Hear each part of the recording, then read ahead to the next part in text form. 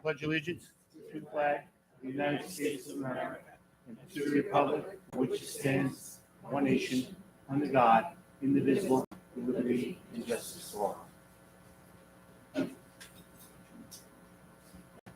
Thank you. Okay, I'm going to turn it over to Dr. Pellettieri to present the superintendent's report. I know we have a couple of presentations tonight. Mr. Scaro, thank you very much. We do indeed. As usual, we have a chock full agenda, so we are going to jump right in as soon as I get to my agenda. First thing we're going to do tonight is something that happens once a year, and quite frankly, I don't know if it happens enough, but we do need to pause, step back, and appreciate these fine folks on my right and my left here, our board members. And tonight is our annual board appreciation. I did write something really fancy that I'm going to read first and then just talk from the heart. But Board of Education plays a crucial role in shaping the future of our communities by overseeing and improving our educational systems. The dedication in ensuring quality education and equal opportunities for all students is deeply appreciated. We thank the Board of Education for their tireless efforts in nurturing the minds of our youth and fostering a brighter tomorrow.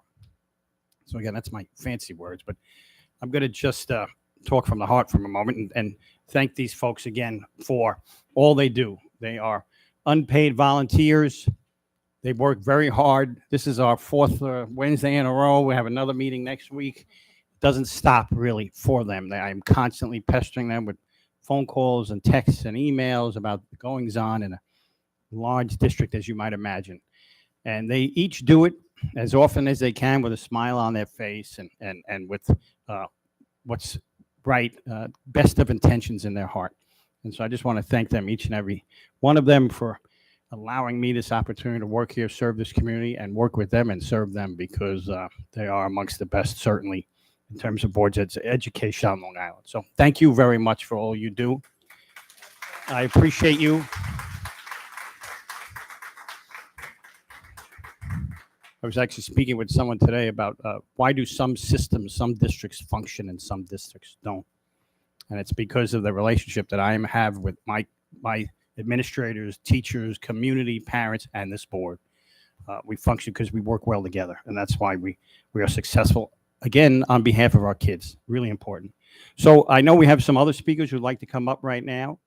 And first on the list is Mr. Barbera from SCTA, along with Mrs. Salvia from SAA. So come on up, folks. Thank you.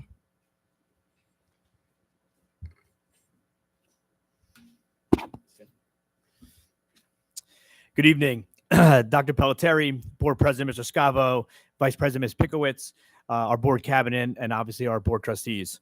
As you know, my name is Phil Barbera, and as the president of the Sachem Central Teachers Association, I'm joined with my counterpart, Ms. Salvia, the president of the Sachem Administrator Association, and we're here to thank you for all you do for not only for our students, our communities, families, as well as our staff.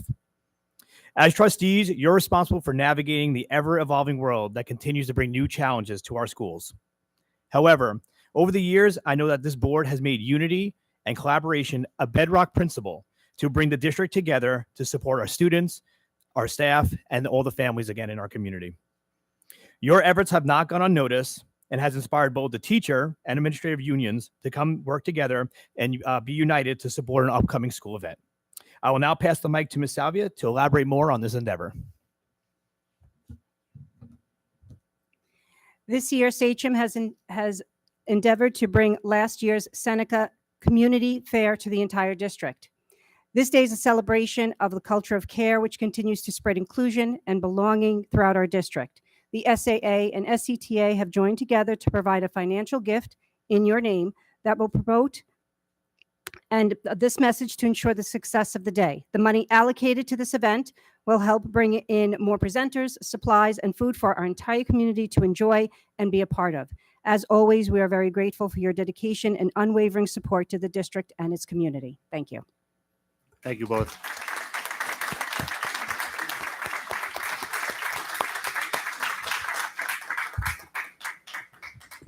Mrs. Salvi and Mr. Barbera, you're a big part of the reason why this works here. So thank you both very much.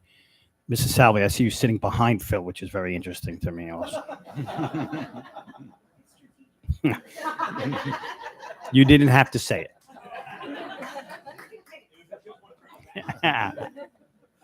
Now, again, I do. You should, because I appreciate that and that mention of the culture of care that we are trying to bring in. Again, this board brings forward each and every day. So thank you very much, and thank you for that. I look forward to that community event.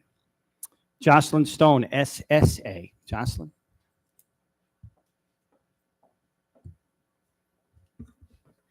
Good evening, President Scavo, Vice President Pickowitz, members of the Board of Education, Dr. Pelletieri, and members of the Cabinet.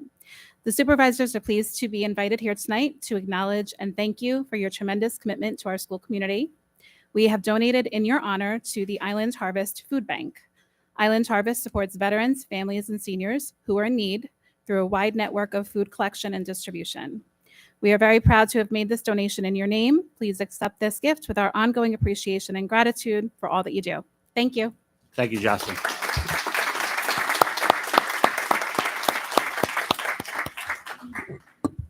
Thank you, Jocelyn. Nancy Merkel from UPSEU Clerical.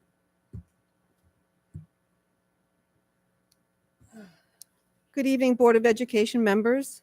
Josephine Bassiento, the president of the UPSU, is very sorry to miss tonight's meeting. My name is Nancy Merkel, and I am the vice president of the UPSU, and I'm also representing the SSSU. The units together that I represent would like to honor and thank you, our Board of Education members, as you have tirelessly supported this district and the community it serves. You have our sincere appreciation for all of your hard work and dedication. We know that you all sacrifice time and energy away from your families to help ensure this district stays as it has always been, Sachem proud. Please accept a donation from us to the American Cancer Society on your behalf for School Board Recognition Week. Thank you.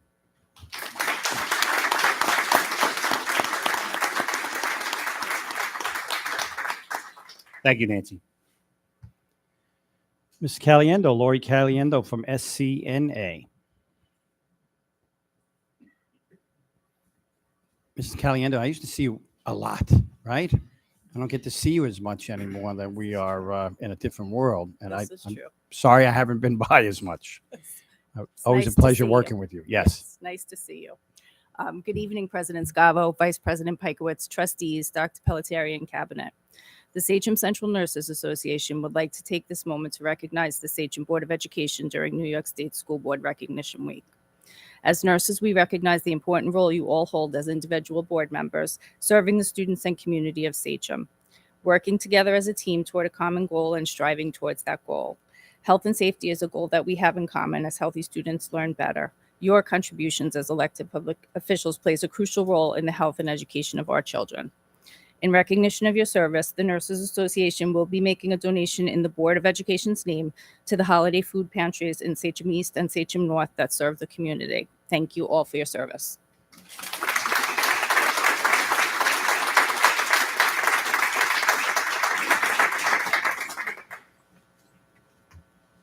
Thank you, Lori.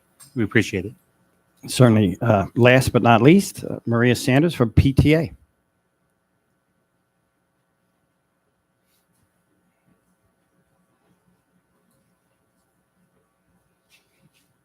Hello.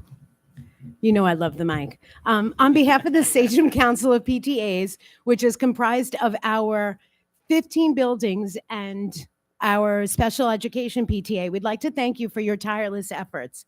Gandhi once said, and once the storm is over, you won't remember how you made it through, how you managed to survive. You won't even be sure, in fact, whether the storm was really over. But one thing is for certain, that when you come out of the storm, you won't be the same person who walked in. We thank you for weathering the storm, and it is quite a storm that you weather over the course of your tenure here.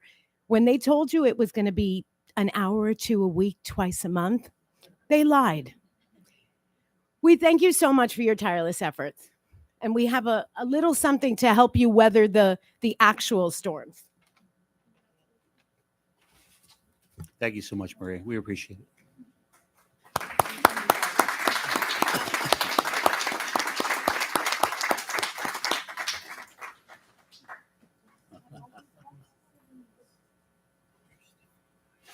She's at the meeting.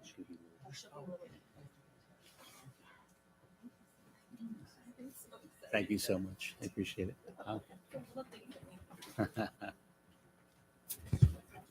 It's gonna come in handy, considering our weather patterns.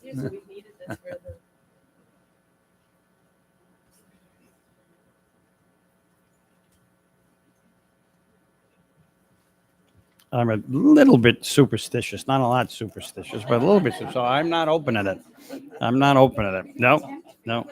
No, we tempt fate too much around here. We're not doing that.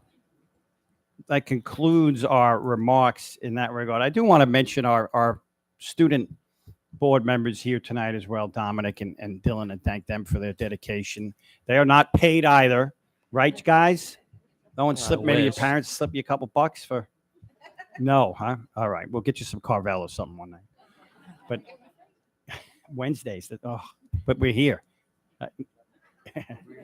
We'll figure it out. Next Wednesday we're here also, but maybe the one after. But we'll figure it out. But guys, again, thank you so much for your thoughtfulness, for being here, for dedicating part of your life really to this. It's important, and it goes a long way. So thank you again. And thank you to the board, of course, obviously.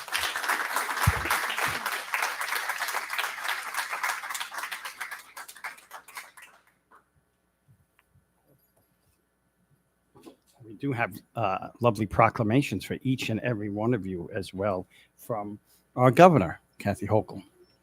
Alex, I'll pass these down to you. There's a can over there. If you want. No.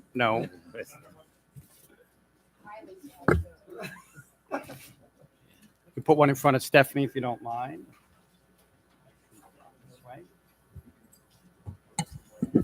Rob, can I say something real quick? Was it? Can I say something real quick? Sure. Oh, keep going. We got to take a photo right after this too. What, Meredith, you going to say something? Yes, I just want to, the umbrella is amazing. Could have used it the last few weeks at football. Oh, yeah. But I do want to just say to everybody who donated that the donations are amazing. I think that that's great that you guys are donating, and especially the ones that are staying within the Sachem community, because that's really why we do take that 1 hour twice a week or 1 hour every other week. And yes, it is going on week 5. My family has referred me back to that every week. They're like, again. So we get a 2-week reprieve after One that, more. right? That's right. One more week, and then we're off for a couple weeks. So thank you very much. Let's go out front, take a picture.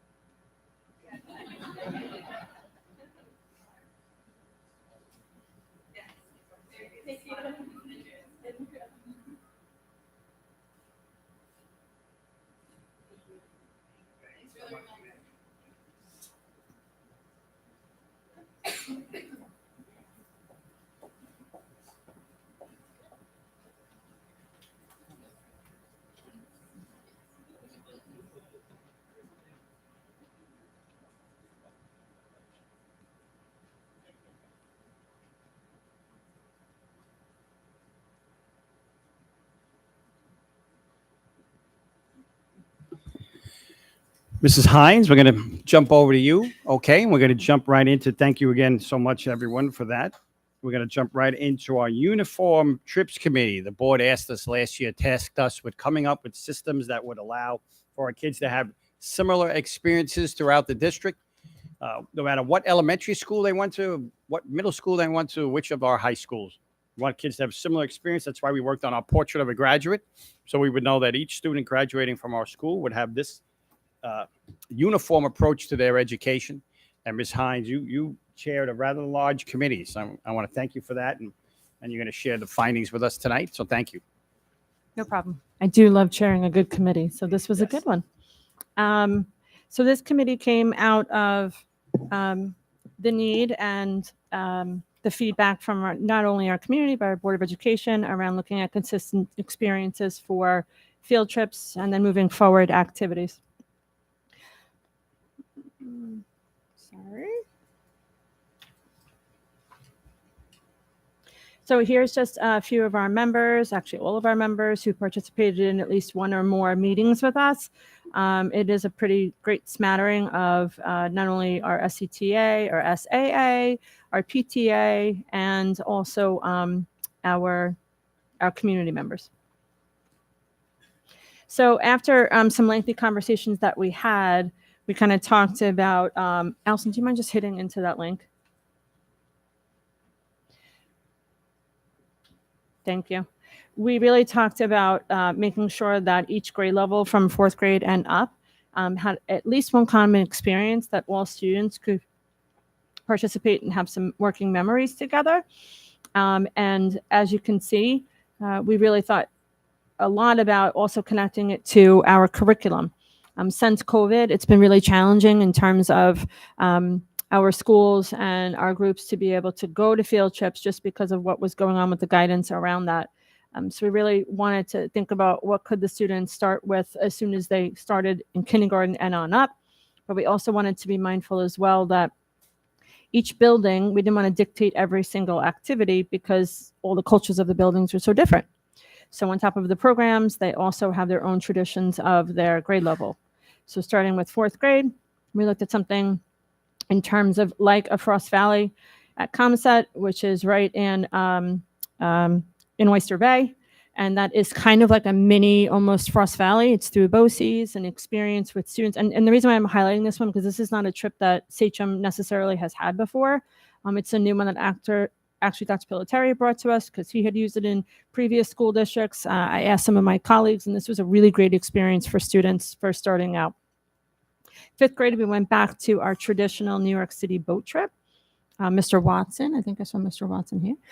He helped us really to just kind of remind of just that need, that social and emotional need for that connection for the boat trip to continue at 5th grade. Medieval times in 6th grade. Captree, which is, if anybody knows, is a great little fishing area. In 8th grade, we talked about Frost Valley, obviously, and then also, if not Frost Valley for all and maybe more for a course, then being for all a New York City Liberty experience and a museum of natural history, something along those lines. In 9th grade, we talked about maybe this would be the first time that we would have a true overnight trip in the 9th grade. Sorry, Mr. Bauman, I can't see over you because I'm smaller. No problem. This is where our 10th and 11th grade college and vocational trips will occur, as well as obviously in the 9th grade through our guidance department based on the trips, and then our 12th grade, our senior DC trip that we've had. But we also know that we're talking about ways to upgrade that as well over time. Mrs. Hunt, can I jump in? Is there a typical 9th grade trip now or no? No. Right. So this would be something new for us. Yes. And to be honest, as we go into the high school, other than our senior trip, most of our trips are course bearing. So not everyone has the opportunity to go on the same trip across the board until you're a senior. But we thought that that would be a really great way to transition into 9th grade. And if not Philadelphia, something along those lines.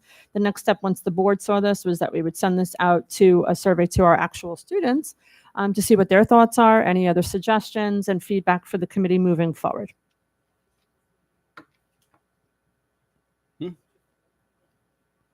8th grade used to be Philadelphia. Okay. Yeah, again. Yeah,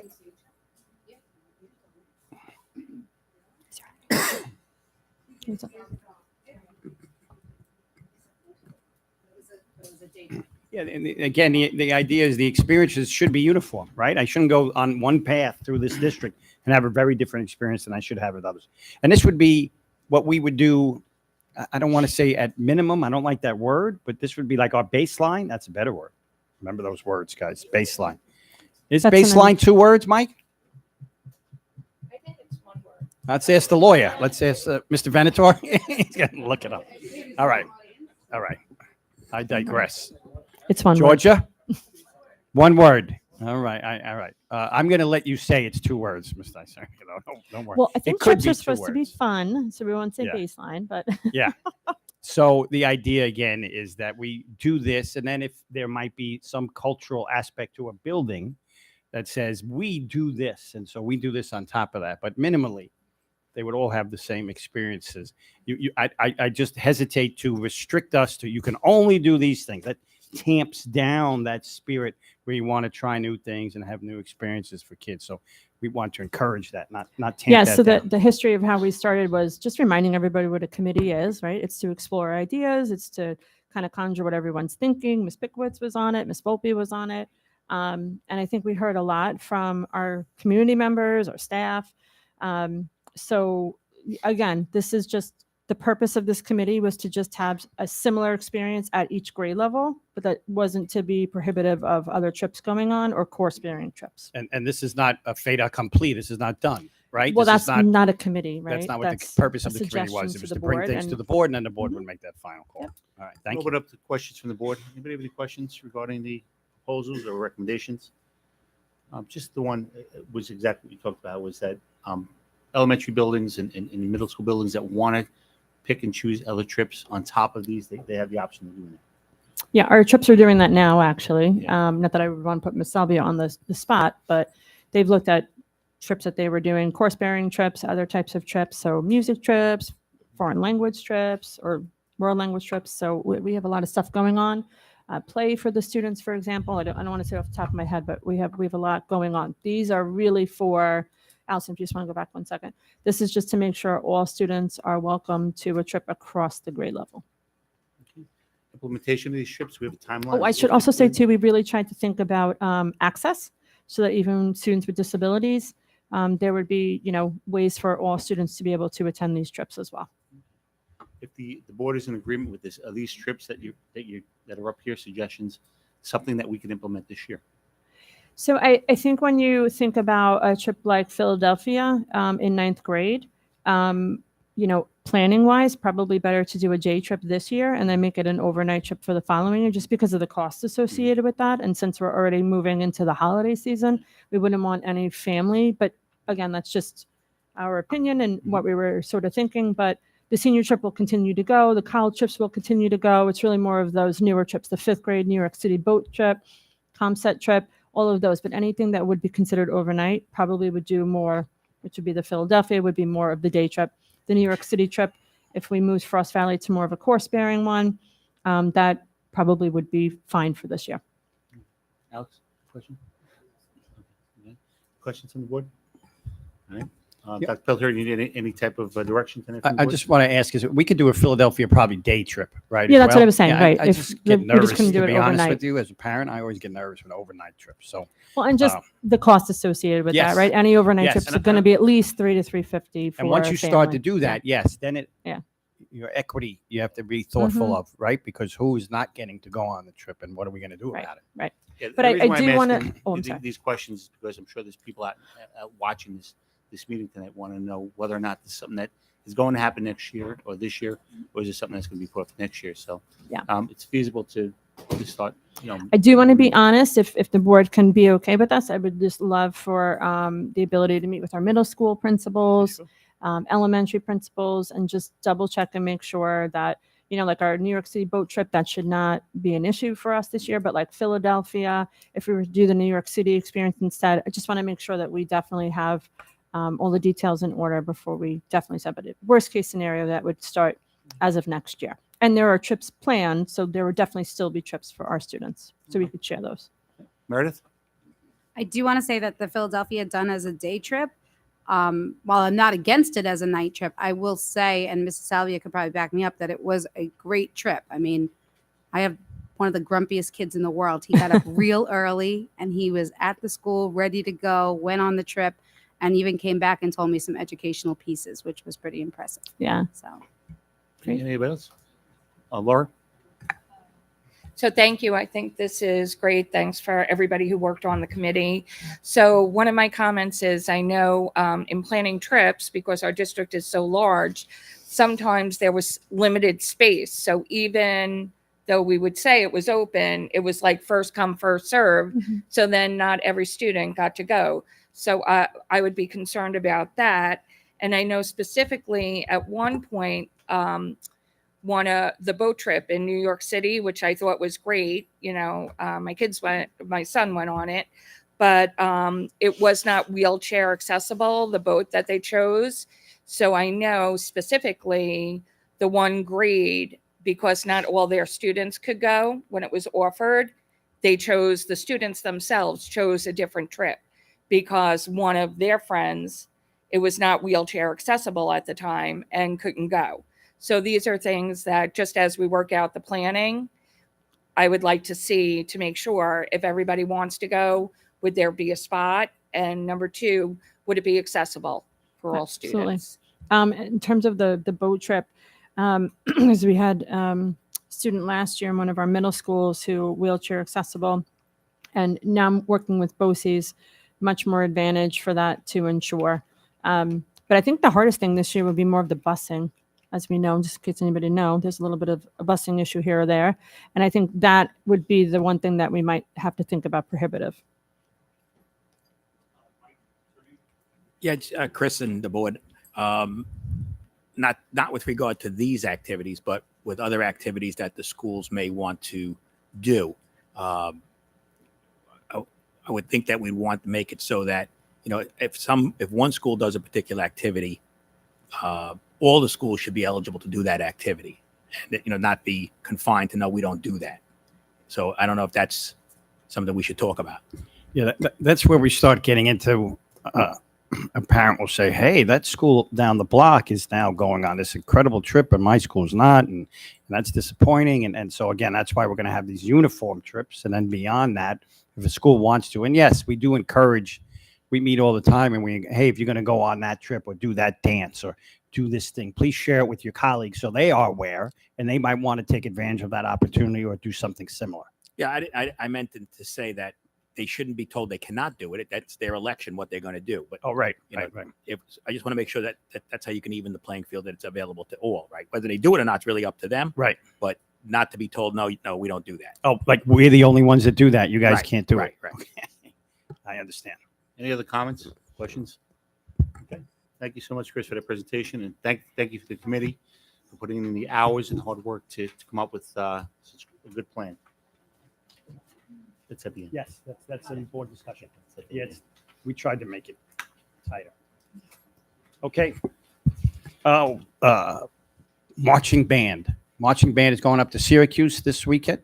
We wish them the best of luck in their Best endeavors. of luck. They're all set.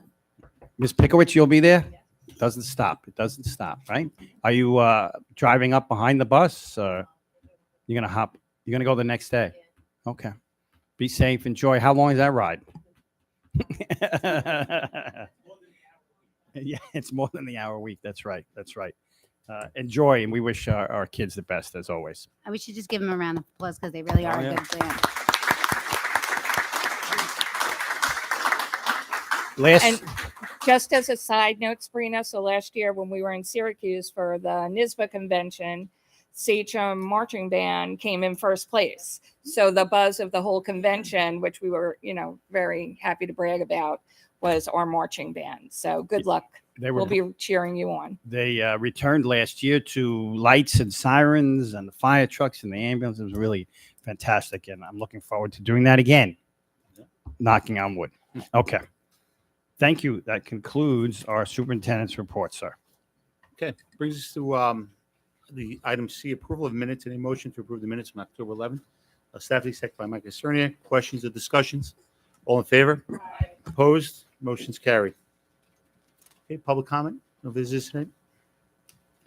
Item 3 is business items consent agenda A through E. Need a motion, please? Laura, second. Ms. Baumann. Questions or discussions? All in favor? Opposed? Motion's carried.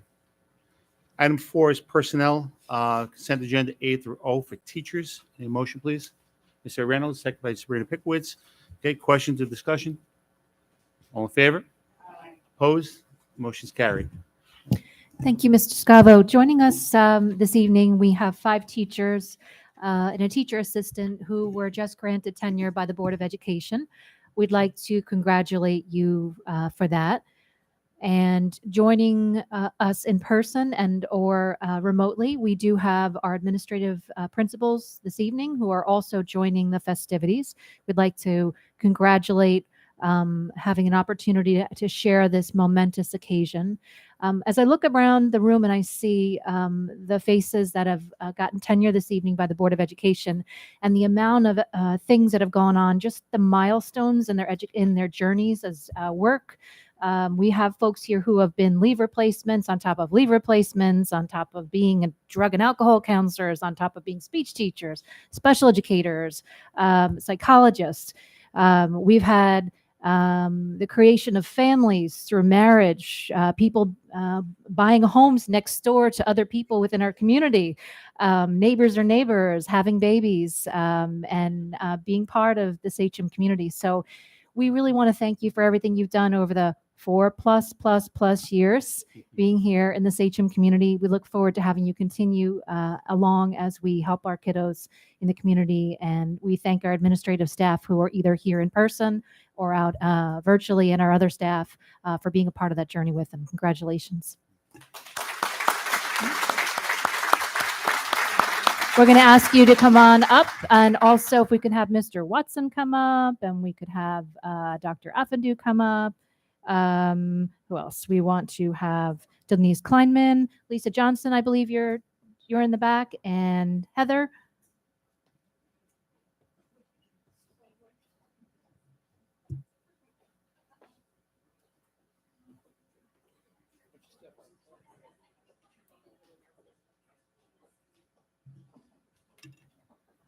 Just to do an announcement of names this evening, we have Danny Ackerman, Katie Desmond, Roseanne Gallo, Dana Kolb, Catherine Parenti, and Christina Miller. Congratulations.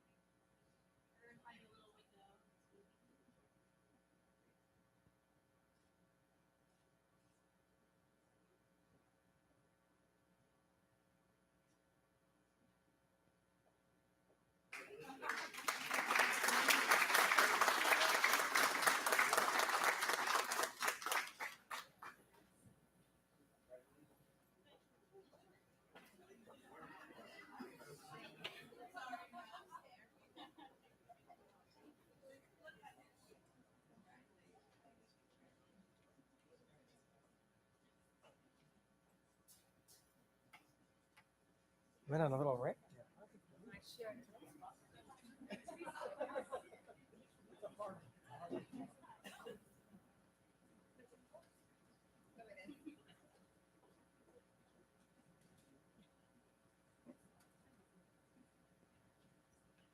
Okay, item 5 brings us to personnel consent agenda A through J for support staff. I need a motion, please.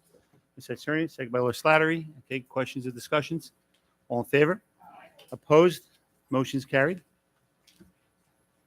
Item 6, we have contracts. We have consent agenda A through K. Any motion, please? Vinnie Reynolds, second. Mike Etzerian. Questions or discussions? All in favor? Opposed? Motion's carried. Mr. Scott, if I could jump in for 1 second. We have a gentleman here tonight from Orange County, Mr. John Mintz. John, are you here?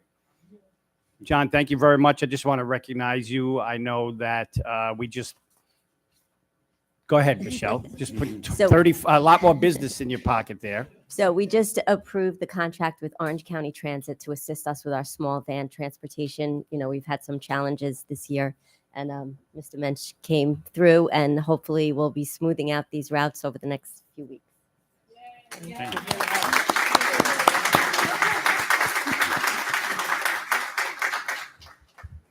That doesn't happen too often, right? Probably your business. Yeah. Shut up. The last person coming in here did not get that applause. Yeah. Thank you. Thank you.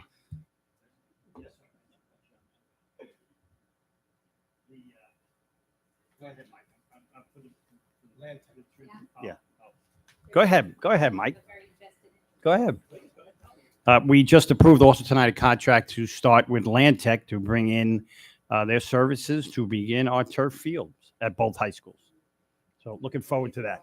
Okay, that just got passed as well. So board, thank you so much. I appreciate it. Yes, and the community as well, certainly for supporting us. Yep. Yeah, hopefully that gets done before the season. Right, we need a mild next 3 months. Fingers crossed. All right. So thank you.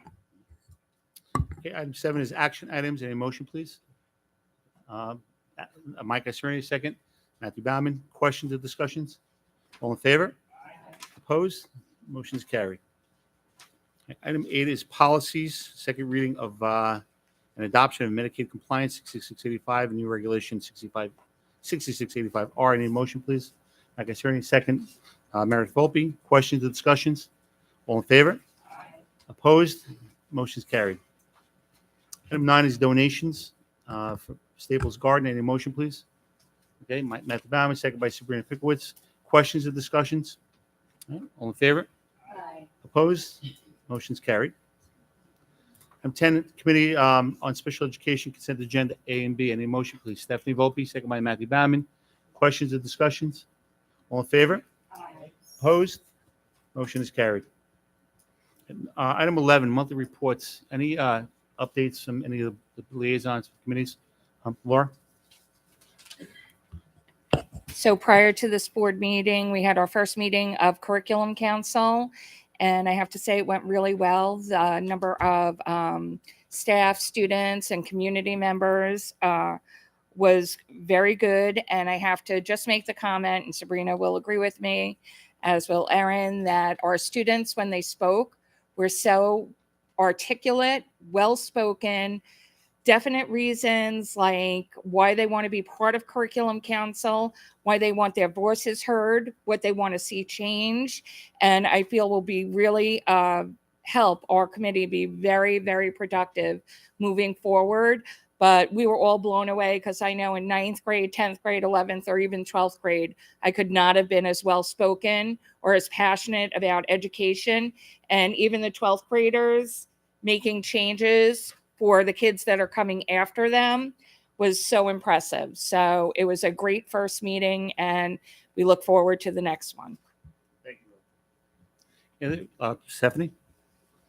We had our legislative meeting the other night. So we picked a date for the forum, which would be February 29th, 7:30 to 9:30.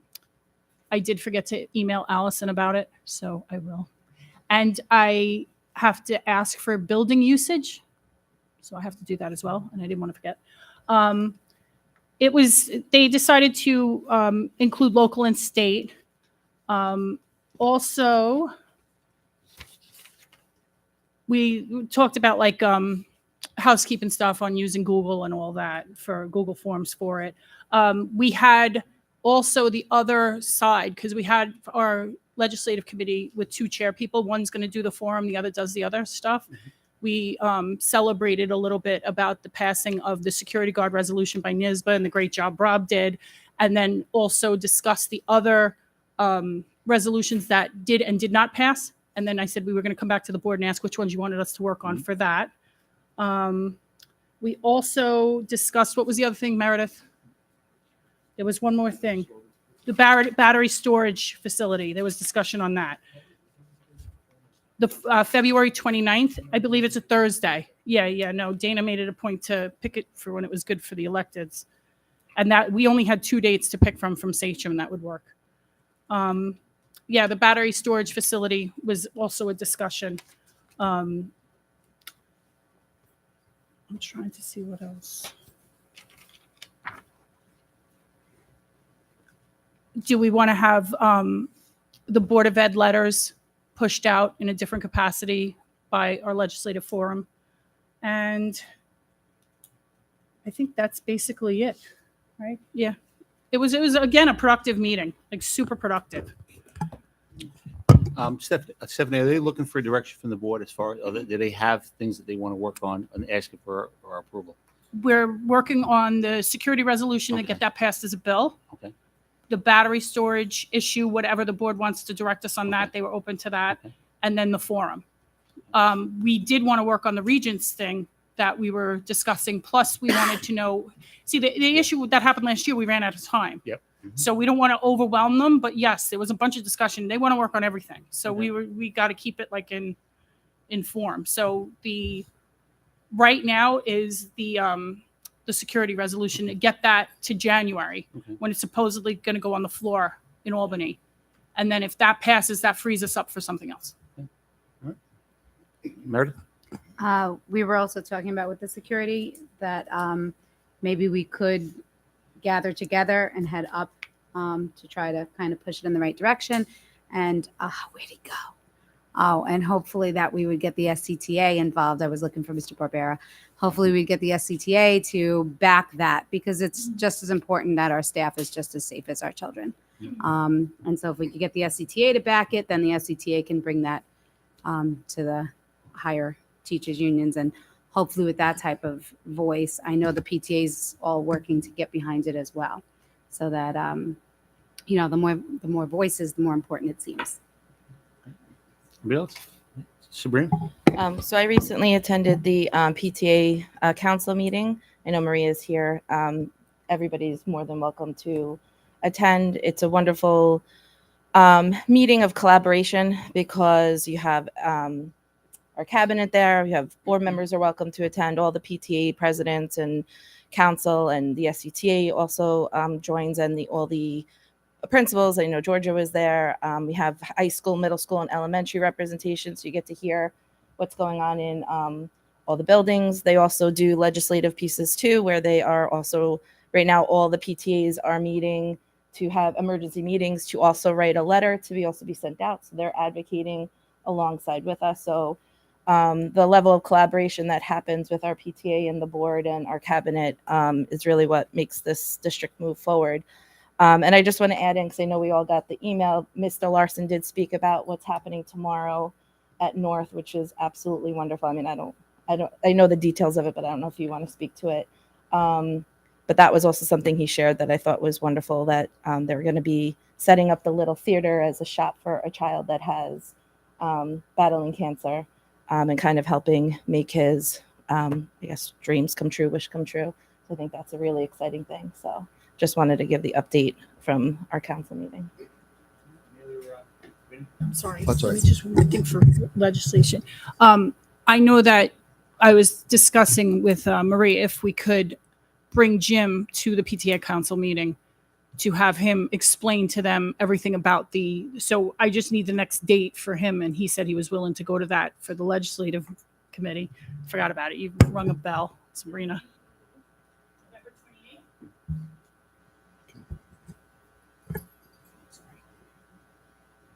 Yeah, so just with regards to the Budget Advisory Committee, we didn't have a meeting. We're scheduled to meet on November 2nd. However, from the last meeting, Mr. Rack has provided us with a lot of data, sent it to the committee. They've actually done a lot of research on their own. So I've seen some of the data. So they're active. They're getting costs. They're trying to put together options. So more to follow on that, but just to let everybody know that they're moving forward. And for those, just to be clear, this was around the costs associated with armed guards for the district. Okay. So. That's a big enough subject area if you keep them. Yeah, that'll keep occupied us busy, and then we'll flow right into next year budget season, and then we'll dig into the budget. Perfect. Thank you. I think that'll be part of the options. So one of the questions came up, just the need for guards in after school types of activities, but I think that's something we can discuss. Let's get the options and figure out costs associated, right? So.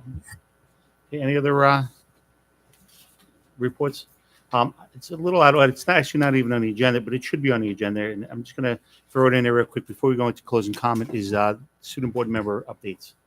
Okay. So.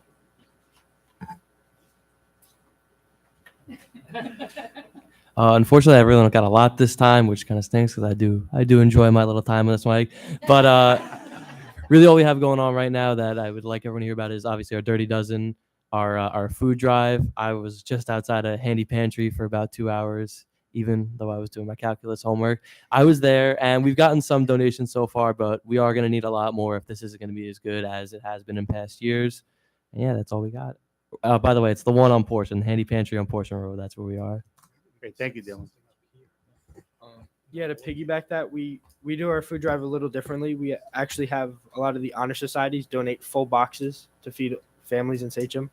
So we have a goal of about 300 boxes that should feed all the families. Now, because your mic on, is the green light on? Yeah, it's on. Oh, it's okay. Is it not? Is this better?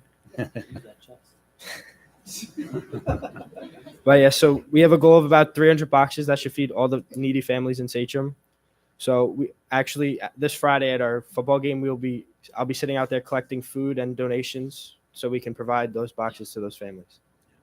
Listen, at this time, like Thanksgiving is obviously a crucial time. You know, there's a lot of families that are in need. If there's anything that the district could do to help you, I know Dr. Pelletieri just kind of whispered, maybe we could set something up here, at a board meeting where people can, drop stuff off. Yes, if that's a help to you, What's we your could put deadline? something on the agenda that's very critical and get a lot of people here, for donations. But no, if yeah.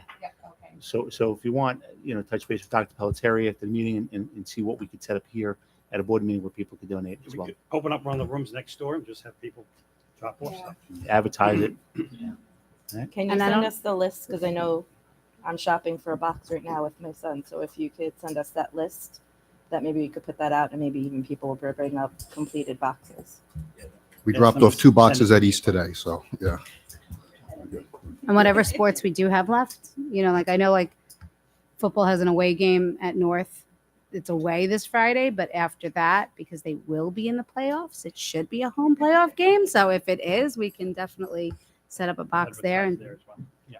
And gift cards are accepted for those that don't shop, right? Okay. Just throwing that out there. What about DoorDash? Unless you get an email from me asking for a gift card, Yeah. don't do it. All right. Yeah. Okay. Thank you guys so much. You guys are doing private jokes, and everyone's sitting out here. Like one time, our community, some folks here got an email from Mr. Scavo supposedly saying, "Can you help me out and get me some gift cards?" It Happens was every 3 months. You can set your it was a clock. fraudulent. It was a. Yeah. Okay. Public comment. One. Yes. Maria Sanders.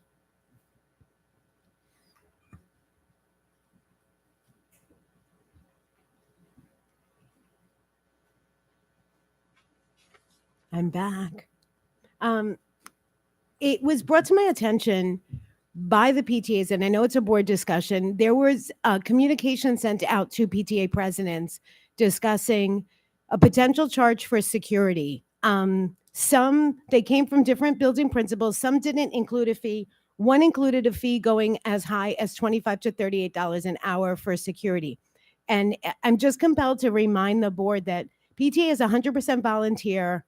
We serve the community. 100% of our proceeds go right back into the community, whether it is to the students, to the staff, to the building, to the community. So we just ask in this discussion that you please remember that, because if we're paying a fee for security, it's that money is coming out of something we could provide the students. And on another note, Well, let me before you move ahead on the other note, let me just say, insofar as that note, the board had no idea that had happened or gone out. So I want to just speak up for them in that instance. thank you, and I appreciate that it's on tonight's agenda. Yeah, and we'll I also get to want the to bottom of it. And I also want to say thank you to Rob and to the board for fighting the fight against the lithium-ion battery storage facility. Rob spoke very eloquently tonight, and PTA is 100% on board. We have a meeting November 2nd to get the collective of PTAs to come out and vote to say they all support the fight, and hopefully we will be very successful. Thank you. Thank you, Maria. Thank you, Just Maria. piggyback on what Maria said, there was a pretty big turnout today at the Holbrook Fire Department with regards to the lithium battery storage facility that's being proposed in Hoatsville. And there was quite a few community members there and quite a few speakers there. And it's gaining momentum. I mean, I think the consensus of the community is at least a moratorium on this until further studies can be done. I spoke first, and then I had to run out because I had to get here. But I think there's another meeting scheduled for tomorrow night at Hoytsville Fire Department as well. So if there's anybody that that missed tonight and wants to go to the Hoytsville one tomorrow night, by all means, community members that are listening, you're more than welcome to.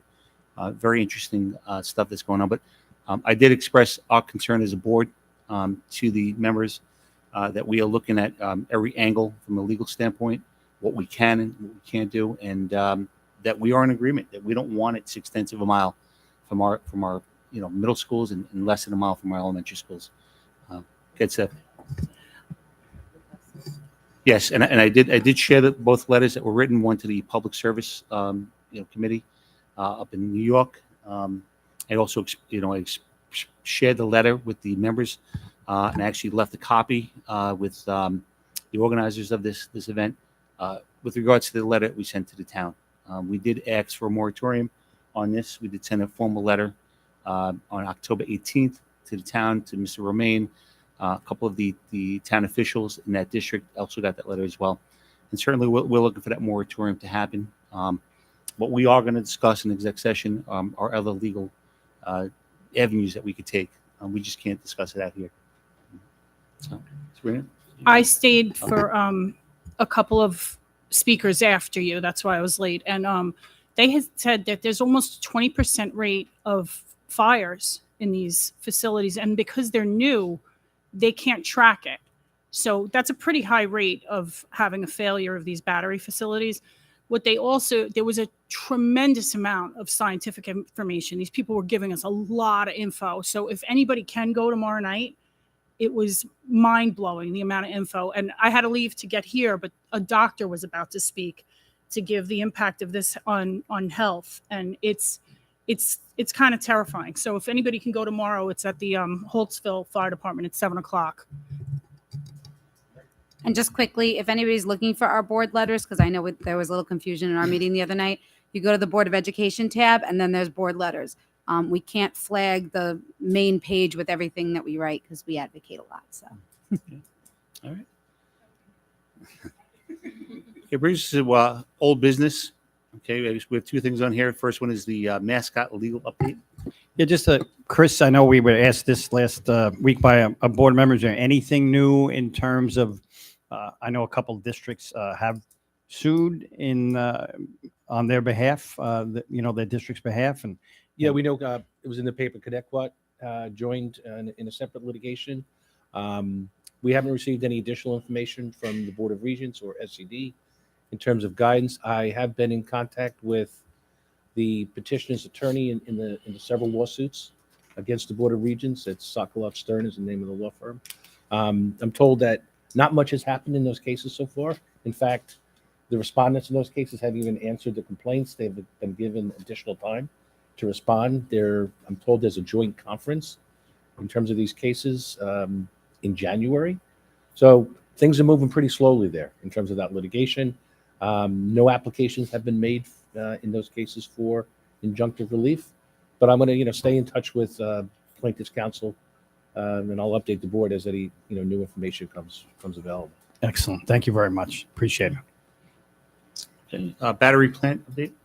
And Chris, again, to you, we talked in brief about some of the options that might be available to us. So what we can, what we have to discuss in exec is different than what we can discuss out here. But if you can give us a public-facing version of what it is that we might be considering.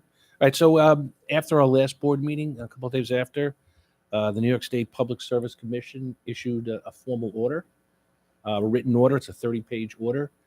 We provided it to the district and the board, granting the petition of Holtzville Energy Services for a certificate of public convenience and necessity, essentially authorizing, that entity to move forward with the project. There were a number of conditions that were imposed upon that company in terms of fire suppression, safety plans, et cetera. So that order is dated October 13th. Our ability to challenge that order, which we are looking into, we're looking at cases across the United States in terms of the number of fires, how those fires went, other challenges against the New York State Public Service Commission, what is successful, what is not. We have 4 months from October 13th to make an application for either injunctive relief or to file a petition. So we're cognizant of that date, and we'll keep the board informed of any information. The information that was provided today, was very helpful in terms of potential, ammunition to use, in terms of a petition. We are seeking a moratorium. I would suggest that as many people as possible in entities like PTA that can also petition the town. I think it can be very helpful. There's power in numbers. So if the Sachem community can, all types of groups, et cetera, can join in the fight, can, voice their displeasure at the prospect of this type of facility in that particular location, I think that can only help. Chris, a window of opportunity for an appeal to the decision from the New York State Public Service Commission. Are we able to appeal that decision? That's not that 4-month window, is it? Yeah, with the decision granting the application, we have 4 months from October 13th to appeal that decision. To Chris, I file thought there was an something Article 30 78. days. There's also the ability within 30 days of that decision to request a rehearing. There was a hearing held on June 29th. You can request a rehearing within 30 days, so it's another option that we can talk about. Certainly after 30 days, though, right? No, 30 days after this order, which is October 13th. Thank you. Okay. So we'll have information prior to that. So maybe by November 1, we'll have more our next meeting so we can have Yes. that discussion. Questions or comments from the board? Ms. Yeah, Attorney? Chris, just what can be used as a basis for a rehearing? You know? It's pretty broad in terms of what, there's no particular criteria. It's a pretty broad statute in terms of, you need to be able to establish a basis. Again, I don't think there's nothing really definitive in terms of what you have to establish. Any other comments? All right, Meredith? This might be completely out of place or whatever, but so with the security, we were able to push and push and push because of just a few community members, and now it's going to be looked at as possibly a law. What if we had our legislative committee push that hard to try to maybe get some type of law passed that one of these battery facilities could not be placed within a certain distance of any school district, of any school? It's not too late for the next kids, though. I mean, if we continue to keep pushing and pushing and pushing. It's interesting. I shared tonight with the folks at the Holbrook Fire Department that there was actually a resolution at the NISBA business meeting, the resolution meeting, in which a school district proposed a moratorium to do a feasibility study on zero emission school buses. Because of the dangers involved in lithium-ion batteries, and it passed overwhelmingly for NISBA to actually now lobby the legislature to put that moratorium in place. And what's really bothersome is that we're looking at putting 124 massive batteries 6/10 of a mile from our schools. Yet, we're looking at a moratorium on school buses, these electric buses, pending further study. Beating a dead horse, but it came up tonight that lithium ion batteries were not intended for the use that they're going to be used for, that they're actually cheaper, which is why they go in that direction.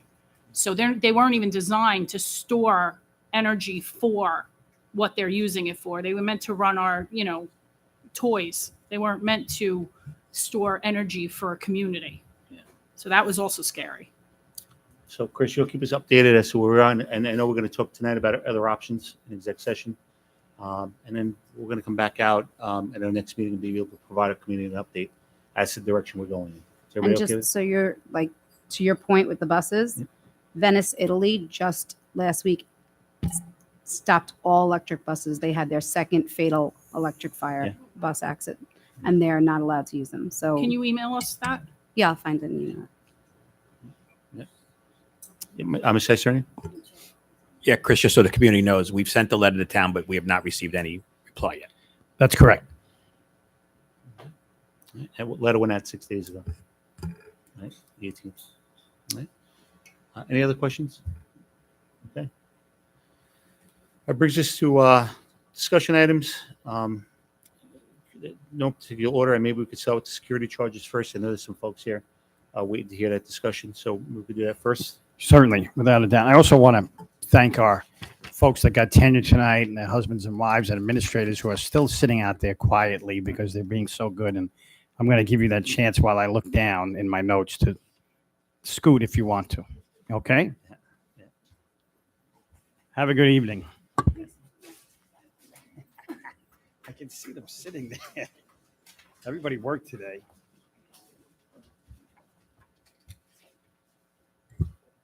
I didn't mean for everyone to leave.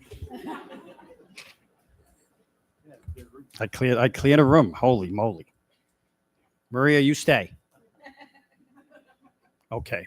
So I think this does not have to be a very long conversation, actually. Last week, it was brought to my attention that a letter had gone out from our security folks in regards to a great many PTA requests they received this year for security at events. And we had a budget last year of $50,000 for security events, and we overspent that budget by about $3,000. And at the end of the year, recognized that this is a growing area, so we created a budget line of $60,000 for this year for events, for district-wide events and security coverage.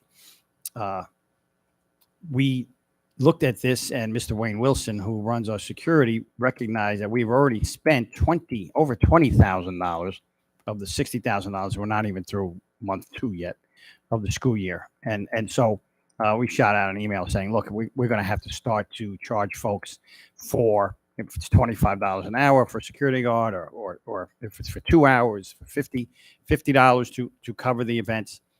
And what's happening is a great many events that we used to have that did not have security attached to them. Now there were security requests.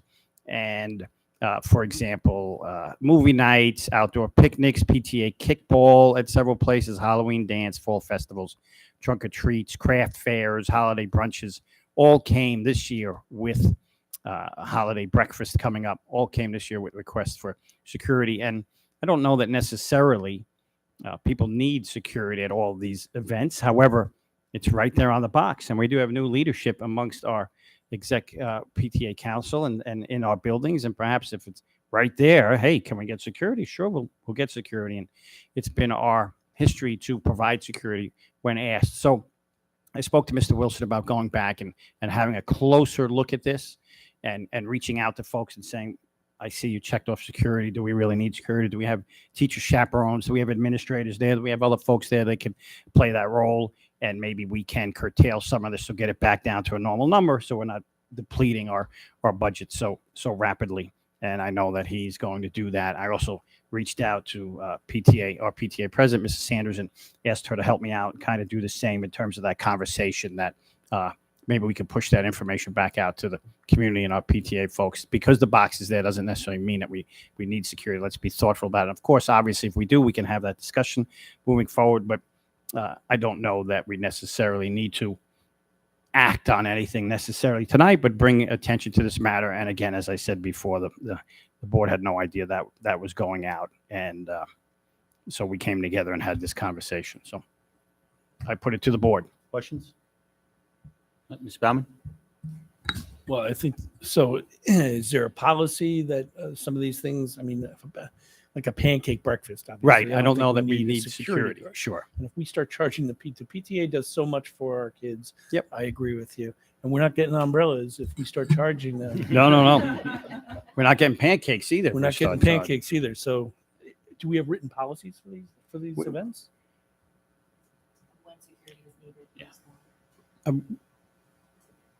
Written policy for when security is needed. We, Patty, we really don't, right? I mean, historically, there are times when we say, let's put this many on for a football game, or let's put that many on for this or that. But it's really a meeting of the minds that says, yeah, we're having a holiday breakfast craft fair.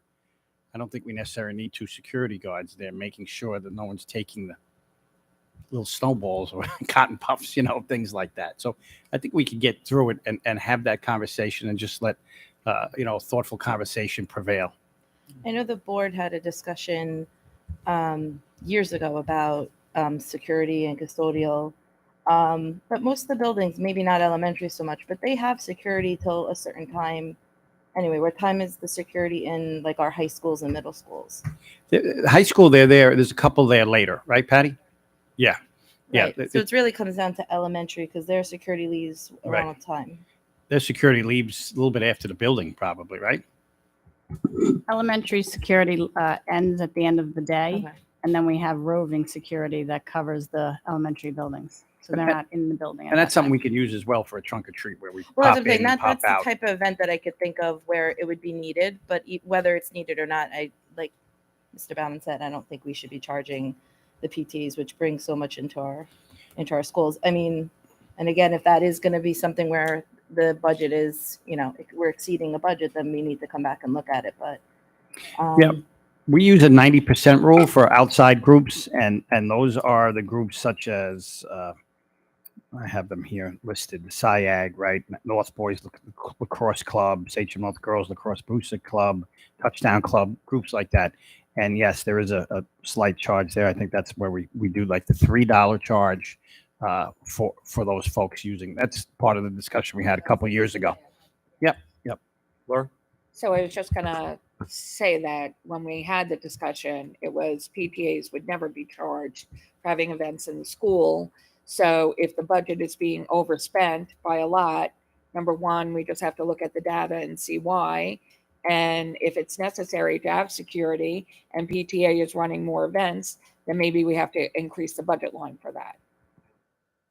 And also again, we used to have the safe Halloween at the middle schools, which probably just had 3 security guards if they had that. Now, because we're not doing a safe Halloween, so every other elementary is doing a trunk or treat, and they didn't always do that. So maybe the PTAs decided, since there wasn't safe Halloween, we'll all do a trunk or treat. So now you went from 3 middle schools needing 3 guards to 10 elementary schools requesting it for trunk or treats. Just thinking that could be one of the issues. Is there any way of identifying, maybe sitting with PTA to identify the upcoming events, see what would warrant security and what would not? And then maybe looking back, and I know I had this conversation with you privately, and say, look, we normally put 12, security guards on for a football game.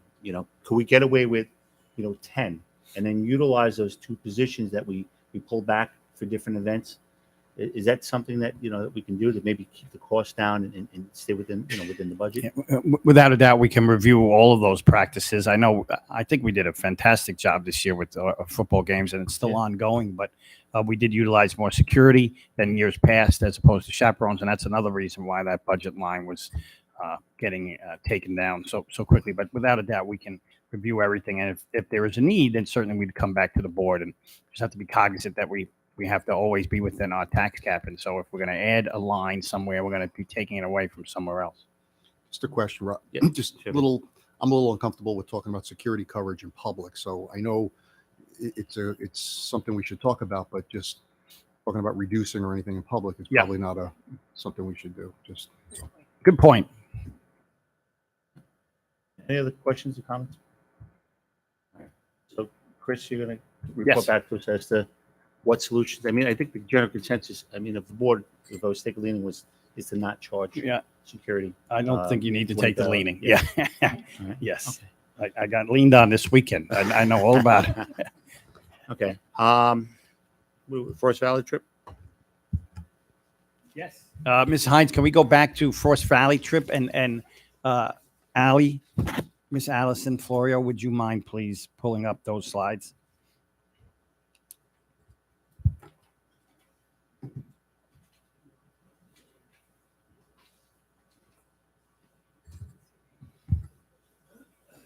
Erin, you want to just walk us through these slides, please?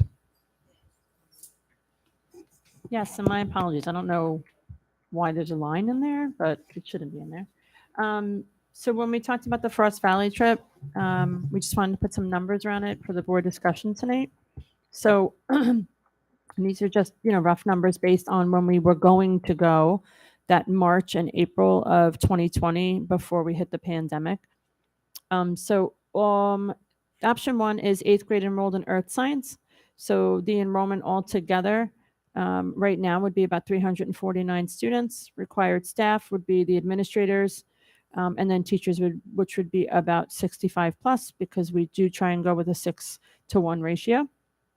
Option 2 would be if we went by course, so all of the students in 8th grade, and then in 9th grade, and then if we wanted to even consider beyond that, the enrollment right now would be about 956 students. So again, 349 in 8th, and 9th would be 607. Required staff would be 6 administrators, 159 teachers with that 6-to-1 ratio. And then obviously option 3 would be our alternative trip, which would have been the New York City Liberty trip in the 8th grade.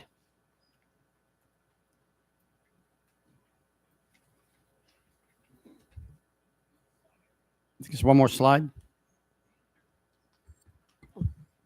Just some considerations. Yep, just some considerations. So right now, the cost of the trip would be about $345 per student. This is 3 days and 2 nights. That would also include staff out of the buildings for those times. And then some challenges for our students.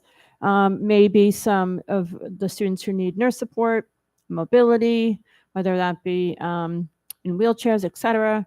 Translators that might need to be had for our new incoming ENL students, and then costs for staff. The total district cost, if it was option 1, the staffing would be about $51,000, and option 2 for the staffing would be $126,000. So this is just for having our administrators and our staff overnight for those days for the trip.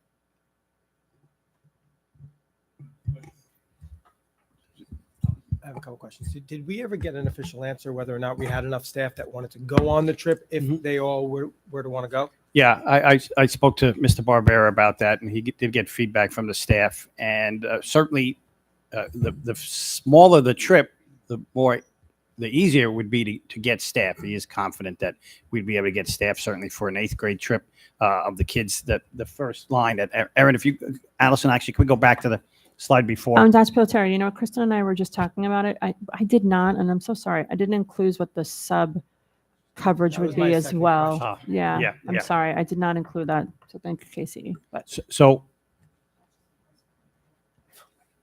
right, the option 1 obviously would be a lot easier to cover in terms of subs and in terms of Yeah, getting the so my staff. concern would be, yes, we open it up to everybody, and then we don't have, what happens when we don't have enough people?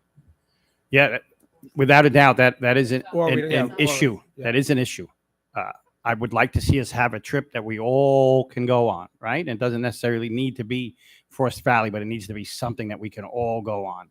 And if we make it a course type of trip, and you do it in 8th grade, or you do it in 9th grade, those are options, certainly. But if it's not going to be for all 8th grade students, then there should be some other experience, like we talked about Philadelphia or something like that, for all 8th grade students to go on. Ms. Fleur, can you go back to the other slide just for 1 second? So I know you just corrected that part, but does this $345 a night, does that cover that bottom number?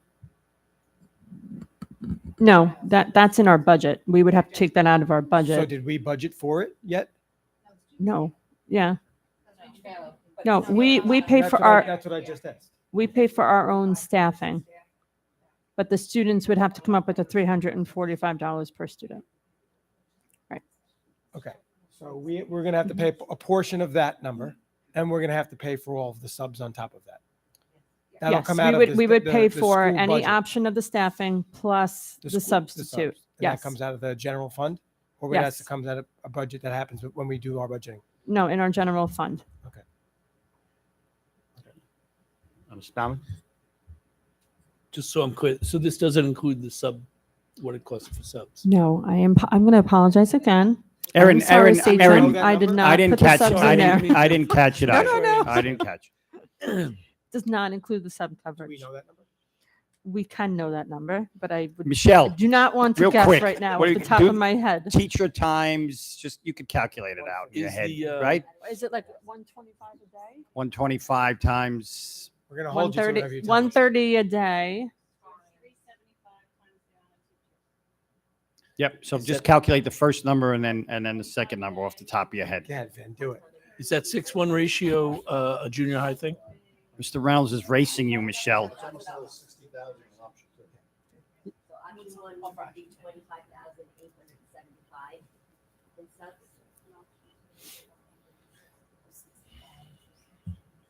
Mr. Reynolds has it. Option 2, Mr. Reynolds? 59,625. About $60,000. Jonathan. Yeah. Because, All right, thank two you. more Mr. Reynolds. questions. Is the six, That's right. Is the 6 That's to right. 1 ratio standard for middle schools? It's pretty standard. Okay. Yeah.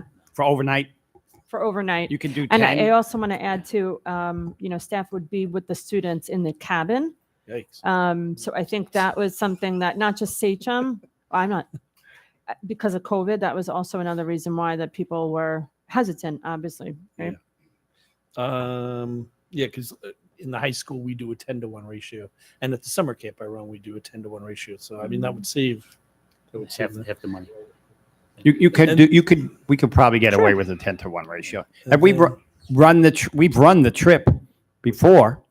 And did we do Since it? I've been here, this was the first time that we were running it for all students. Right. And But I like mean, said, when we we've did had- it for in any variation, right? I think we did probably 10 to 1 or was it 6 to 1? I don't wanna We've had this misspeak to conversation that. in years past. Okay. And it was always a 10 to 1 ratio. In fact, I don't want to put you, yeah, Forest Mr. Rabbi, Valley, 10 to 1. Forest Valley requires no less than 10 to 1 ratio.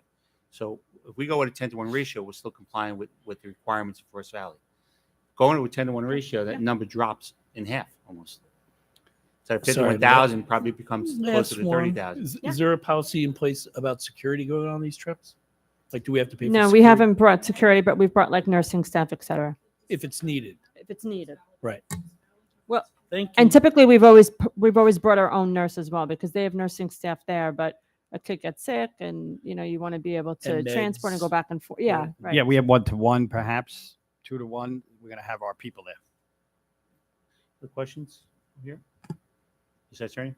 I'm going to mention, I thought when I read through the Forest Valley literature, it was a 10 to 1 ratio. So You know what? Will we do the numbers with 10 to 1 and we'll put in the subs as well. And we'll get that out to the board in a Friday packet. also, that's another question with the subs. You don't need subs for the kids that are going with them. It's just for cover the classes, the teachers that are going with Correct. them. Right.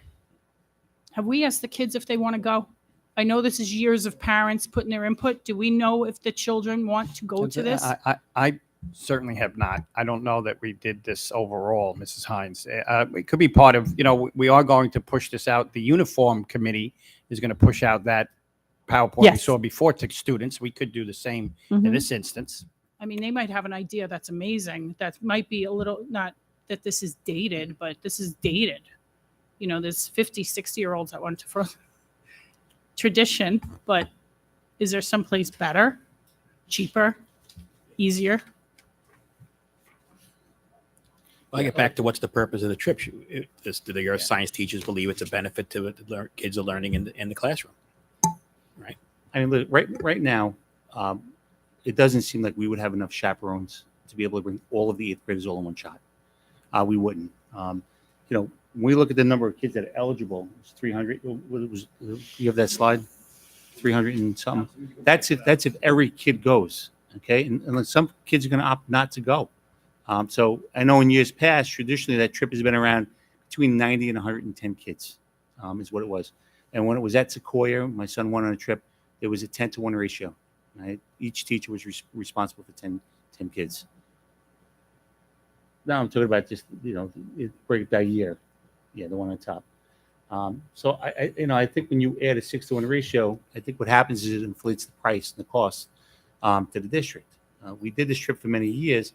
It is a course-specific trip that prepares kids for the learning that's taking place in that particular course. I'm not opposed to every child going, but I think in order to do that, we would have to break it out over a 2-year period. Okay, and we'd have to say, hey, you know what? We think about 100 kids in 8th grade will go, and then maybe another 150 to 200 kids in 9th grade will go. And now you're spreading those responsibilities out over 2 different schools. But to say we're going to scrap because it's been going on, I mean, school districts even today still go on this trip. Yeah. There hasn't a lot of educational value to it, and I don't think we should just get Would rid 8th of and it. 9th go together? I wouldn't think that high school and wouldn't middle send school them would at go the same together. time, Yeah, no. yeah, yeah. Okay. Yeah, so you have an 8th grade trip, and then when the 8th graders move into 9th grade and they take earth science, you could actually offer that trip again. But I wouldn't want to scrap it. I could tell you, my past experience. My son got I into don't know what you're writing. honors earth science. What do you have? He was I excited can't see that. about going on a trip. He wanted to go on a trip. In fact, it might have been a decision as to why he chose that course on a trip. But we shouldn't exclude kids for sure. But maybe we could break it out over a 2-year period, or two grade levels to be making a little more reasonable and feasible. I just want to share too that the earth science curriculum is changing. We're moving to earth and space actually within a year. So, So planning any space trips? I was just saying, like maybe we Mr. find some Barbera's gonna amazing coordinate like a trip to space right? on shuttle. There we are. So I do think it's a great time if the Tesla. board is okay with us bringing it back to committee, sharing it with the students while we're investigating a little bit more of the numbers, and just hearing from the chairs, what they think might be a beneficial experience as well. When you say Look, space, I you mean know where I astronomy, stand right? on that. What? I'd like to have this trip this year. The more we kick the can down the road, the less likely this trip is going to happen this year for these kids. So I mean, we waited a long time. We've been having this discussion for a long time. I think,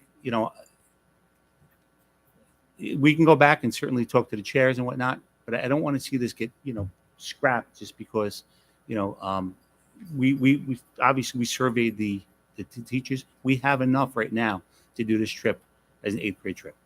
Right? We know we don't have enough to do the entire 8th grade. So I think we have to move in a certain direction. Do we want to do it? Do we not want to do it? It's feasible. It's feasible. It just depends on how we break it out. All right. Meredith, you have a question?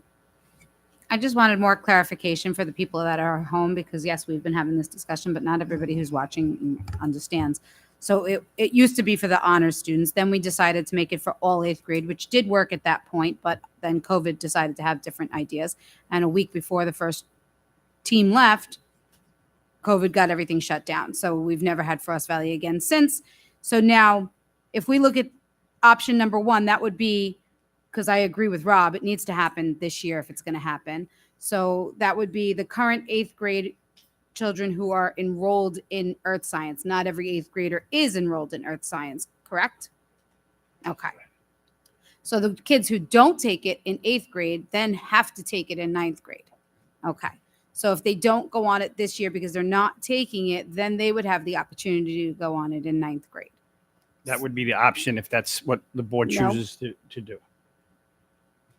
We don't have that option right now. Yeah, that would need to be a directive from the board. Right. So we could make that an option where we have one trip for 8th graders that are currently enrolled and one trip for 9th graders that are currently enrolled in earth science.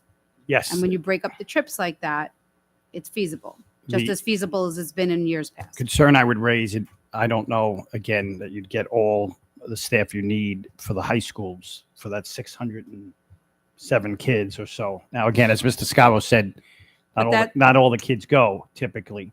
So it might end up being, half that or 300 or 400 of that. And then therefore you'd need fewer staff. Right. So, and then it looks like we have 600 eligible 9th graders. And if we go with a 10-to-1 ratio, then we're looking at about 60 staff members needed. Meredith, let's just point of correction. That's 600 9th graders spread out over multiple schools. Yeah, Two schools. Right. 2 Yeah. schools. So you're looking at maybe 300 per school would be eligible. Right. So about 30 eligible teachers. And if our teachers, if we put it together and East can only gather 25 teachers who want to do it, but we need 32, we could then ask other schools to kick in and see who wants to go. I mean, there are teachers who across the district have gone on this trip in years past and who would probably like to go on it, and maybe they will go on it more than once. Like, I think we should do whatever we can to get these 8th and 9th graders this opportunity this year. Yeah, so I've been trying to think of this. So obviously a special education student wouldn't be enrolled in earth science in 8th grade. They would take it in 9th. But I'm just thinking, me personally, of my own son, would he want to go to Forest Valley or would he rather go on the Universal trip to Philly? Yeah. I know what he would choose, but maybe not every kid would choose that.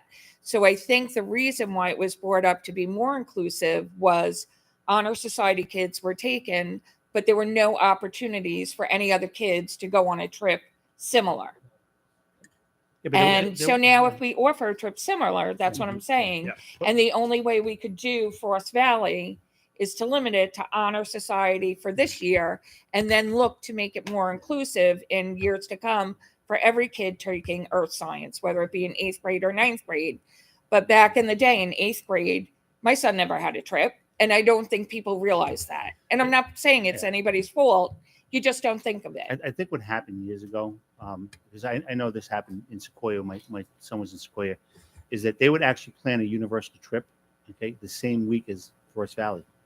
And now the Forest Valley kids are saying, well, wait a minute, now I have to pick and choose which one I want to go on. Well, we're not proposing that universal trip the same week as Forest Valley.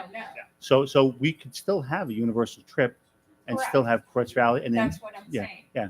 So my point was when it was brought up to be inclusive was you weren't giving the other kids any other similar experience. And so unless you had a kid that was not going to have anything, you know what I mean? So like in 9th grade, my son could go to Fishkill football camp and stay 5 days. But as an 8th grader, he would never have an opportunity to go to Forest Valley. So I just think as long as we have things in mind that include everybody, then you can have the ones that only include some. Wasn't because my kids have my son he missed everything. He missed Forest Valley. But wasn't it where they offered Forest Valley that the kids that didn't go went on an alternate day trip? Yes. During that But same it was time? not offered to the special education students. Okay. That's what I'm saying. Okay, that's what I'm just trying Back to in the clarify. day. They didn't. No. At the middle schools, you're saying that at Sequoia, that the week that the kids would go to Forest Valley, which was usually Thursday, Friday, and they would come home Saturday. Is that correct? Thursday, Friday, come home Saturday. The students that stayed behind went to the Blue Man Show in New York City. My son did not go. That's what I'm saying. So our special education students, my son went on a trip like to Hoyt Farm or something. It was nothing even close to being what the other kids in the school experience. Yeah. Good. No. So I'm all for option one so that we can at least have a trip for any group of students. My only concern is that like the taxpayers should burden no cost. If you want to send your kid on a trip, that should be up to the individual family and that child. That we should not. What do you mean?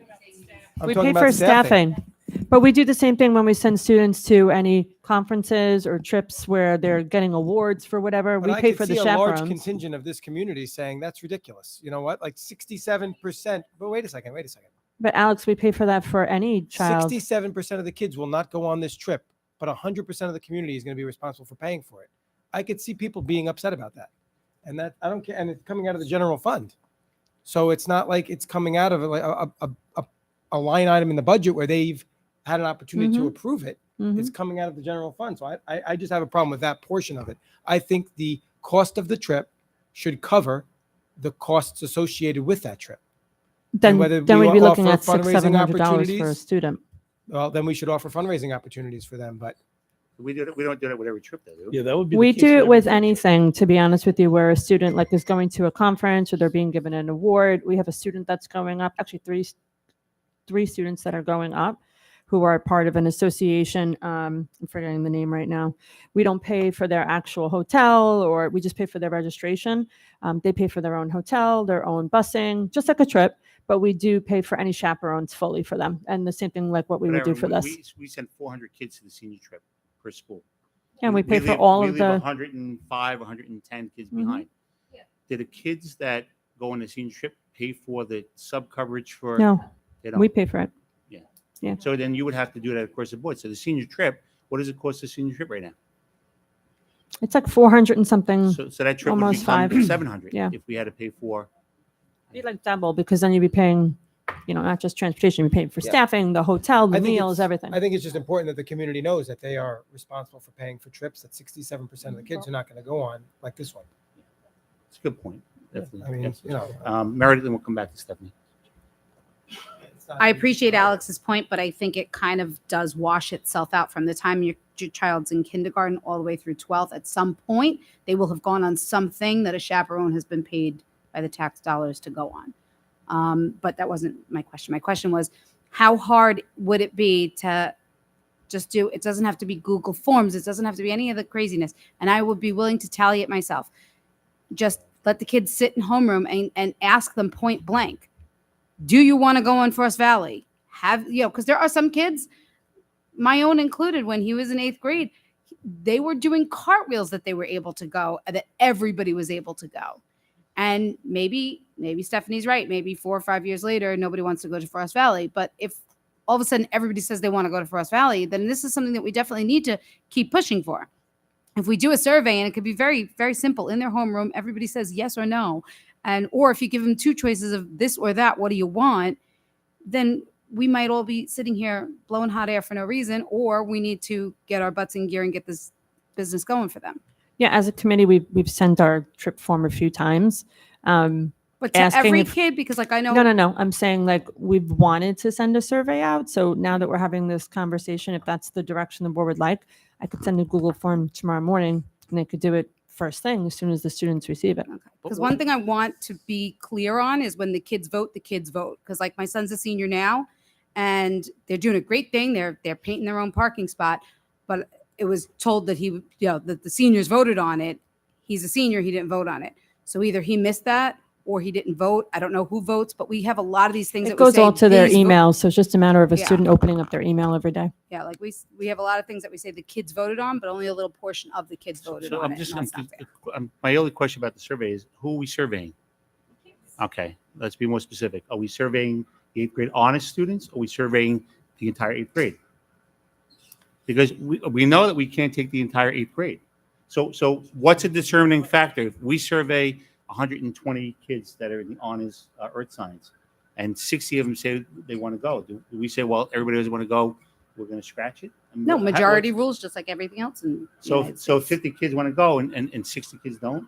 We say no to those 50 kids that want to use this as a course specific trip that require less chaperoning, would require a lot less. Listen, we have course specific trips across the board here. Vinny, your child goes on trip. She's in a drama program, right? They go to play. If we're going to make it that way, then we have to open it up to everybody. If I could jump in for a second, we don't typically ask kids, do you want to go to a Museum of Natural History as part of the 4th grade experience, or go to, on a trip to wherever. We don't typically do that. This is a different trip. It's overnight, but we don't typically survey the kids. We look at trips and we say, this is educationally sound. It's going to be fun. And we decide as a unit that we're going to go. Matthew? Yeah, I think not everything's warrants. The kids are going to vote to stay home and play video games. And if it's connected to a curriculum, I think that's what it is. And the other, we're left, but she mentioned that someone on a football camp trip. I was through the school. We used to send kids. Yeah. No, great. Through the parents, but it wasn't the school. So was everybody allowed to go on that trip? Yeah, to be honest. Oh, it was only for people that play football.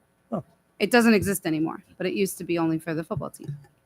I can During take the summer back the having nothing. survey. I was just throwing it out there if there was something, more magical than Frost Valley. I love the idea of Frost Valley. I don't want to say that I don't want Frost Valley to happen. I just thought maybe there's something new.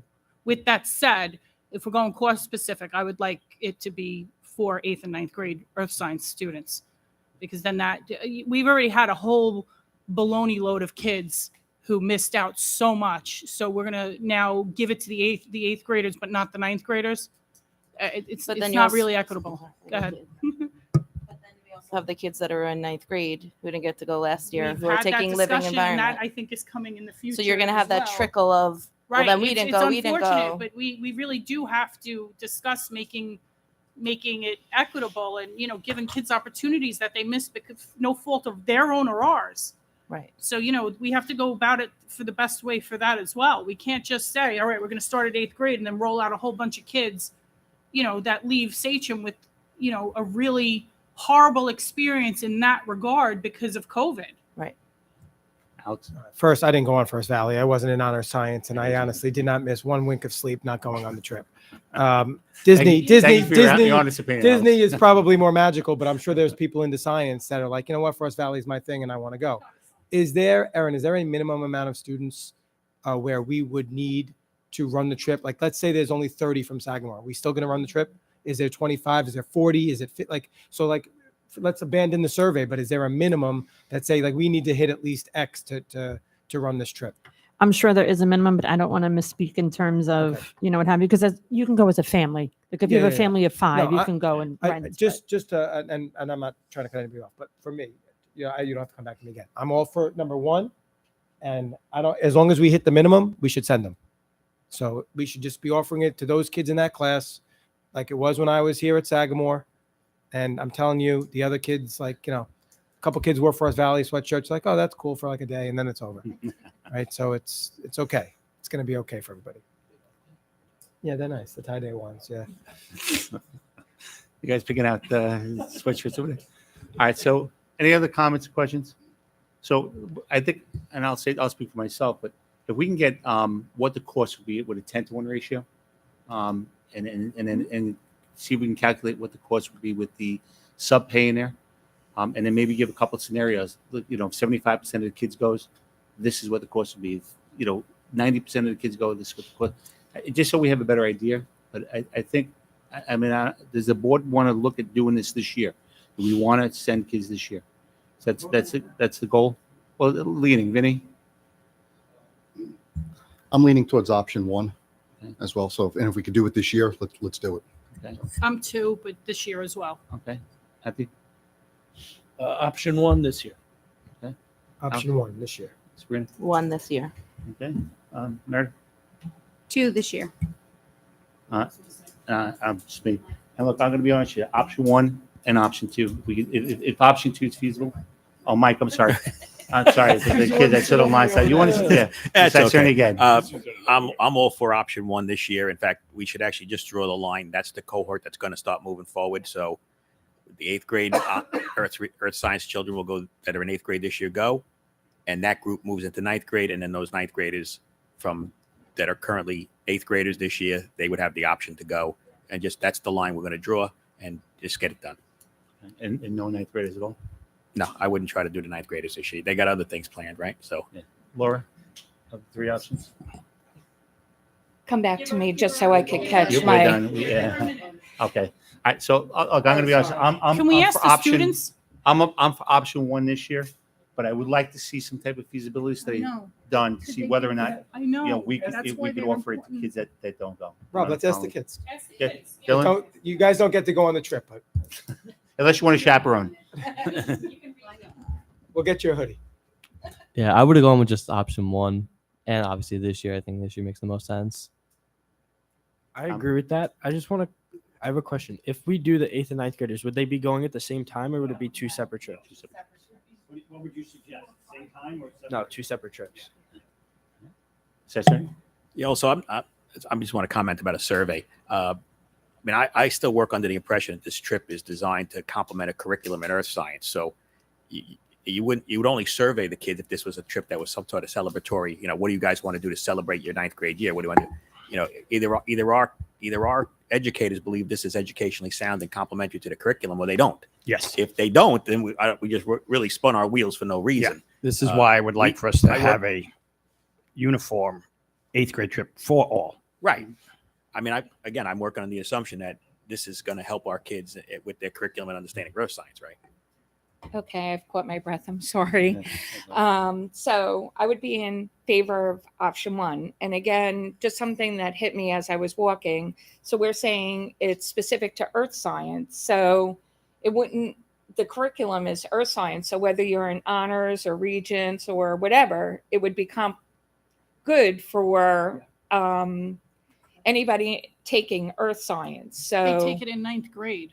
right, but So all the 9th graders miss out. That's right. So for this year, I think that to give the kids a trip, 8th grade will be it, and then we can look for the kids. So it wouldn't be everybody, right? So if you don't take Earth Science in 8th grade and you're taking it in 9th grade, And if we do think it's educationally feasible, but maybe there would be something educationally feasible in ninth grade for kids that are taking earth science that doesn't have to be Frost Valley, to have an opportunity to go on a trip associated with that.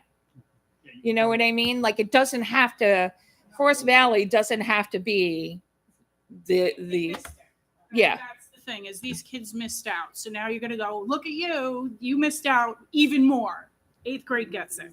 Right, but then you're Those also ninth grades missed out almost all of middle school. right. But if you have to open up to every ninth grader then because you have the honors I ninth honestly graders don't who are not think in Earth. 956 kids would go. I think that the ones that really wanted that it mattered to would go. And But then you have sophomores and you have juniors and you have seniors who didn't you go could discuss either. that, or you could cut the line at ninth grade. I mean, I don't think 956 kids would sign up, but I think giving them the opportunity to, since they missed out for COVID, it's really unfortunate that we have seniors that were ready to go. Right. It's No, I sad. agree with that. So we but could fix this. I'm in favor of option 1 for now. Yes, I just think that if we go with option 1, let's get this moving. That maybe once we get it in place and going, the kids get excited about it. Maybe it just then staff wants to go and it just starts it up again. So I think if we get option 1 going for just the 8th graders who are in earth science right now, that again we can each year build it if we can, and maybe again get more staff and more students who want to go and open it up. But I just think we're going to open up a can of worms if we continually try to get. I get it. I feel bad. I mean, my kid is one of them, but unfortunately, he's not going to go. Hate to say it. It's kind of life. Sometimes you get dealt cards. I get it, and but if that's it's a life feasible, lesson. if it's feasible, absolutely. we're just chopping it off. We don't know if we can get the volunteers. We don't know if we can get the staff. If we can't, I understand that. But if we could, and we could give it back to the ninth graders, it would be something. And that's what I was suggesting. Right. Maybe we do some type of feasibility report to see whether or not what the interest would be. I don't think it's going to be 956 kids. I'm telling you that now, Well, because it a would- lot of people don't want to send their kids away. Yeah. You know. But once again, we could look at that. We could get this one rolling and then look at ninth grade as an option, if the board is okay with that. I'm fine with that. All right. So appreciate that direction. 8th grade, we'll look to plan this year. All right. Everybody okay? We'll move on. All right.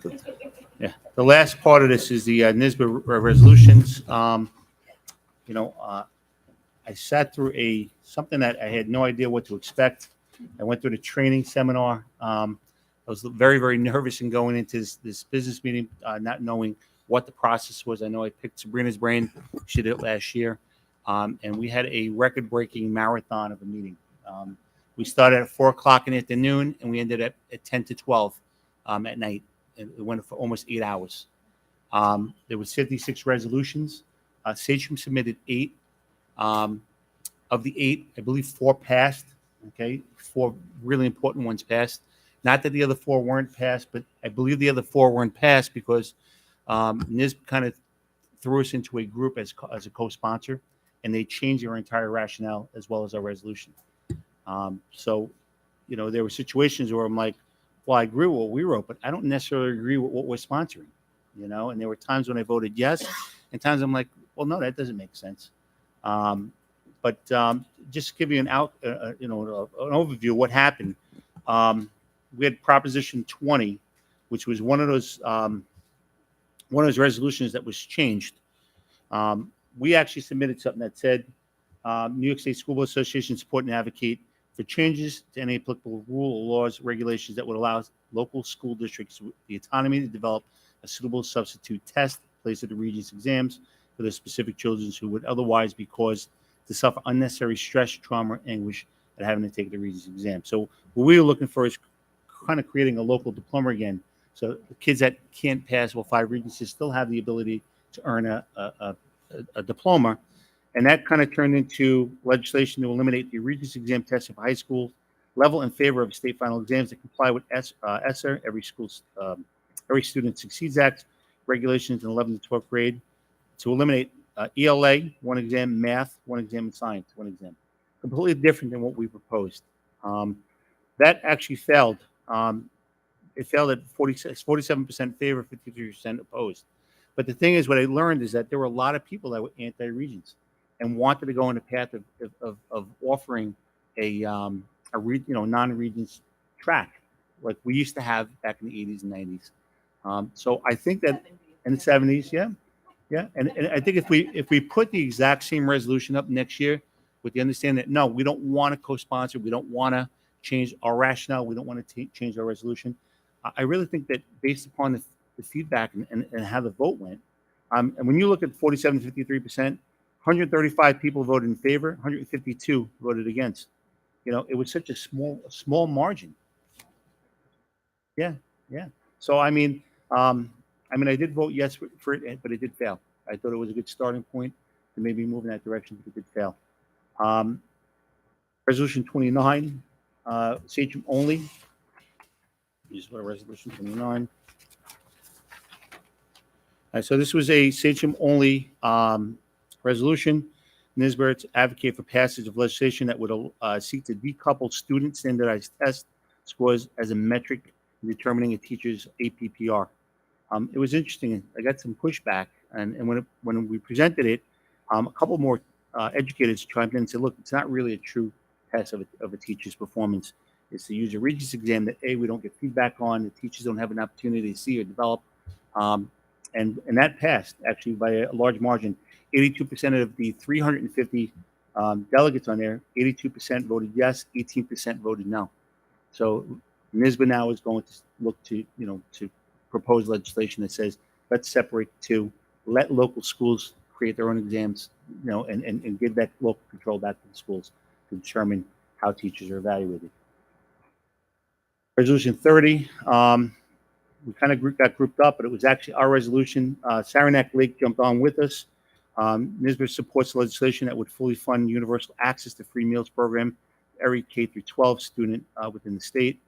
It was interesting. It was actually recommended by NISBA and both the National Suffolk School Board Association. We actually had somebody chime in and actually give his opinion as to whether or not it was going to pass or fail. And he was comparing it to another resolution, which was free cell phone and free Wi-Fi, and he predicted. He goes, "That's going to fail," and I predict it's going to fail by a small margin. Well, he was wrong. It passed by 77% yes, 23% no. So that's another thing that NISBA is going to be advocating. And that was, once again, Sachem's resolution that Saranac just jumped on. There was no changes to what our resolution was. Some that failed, another one that passed. We had two there.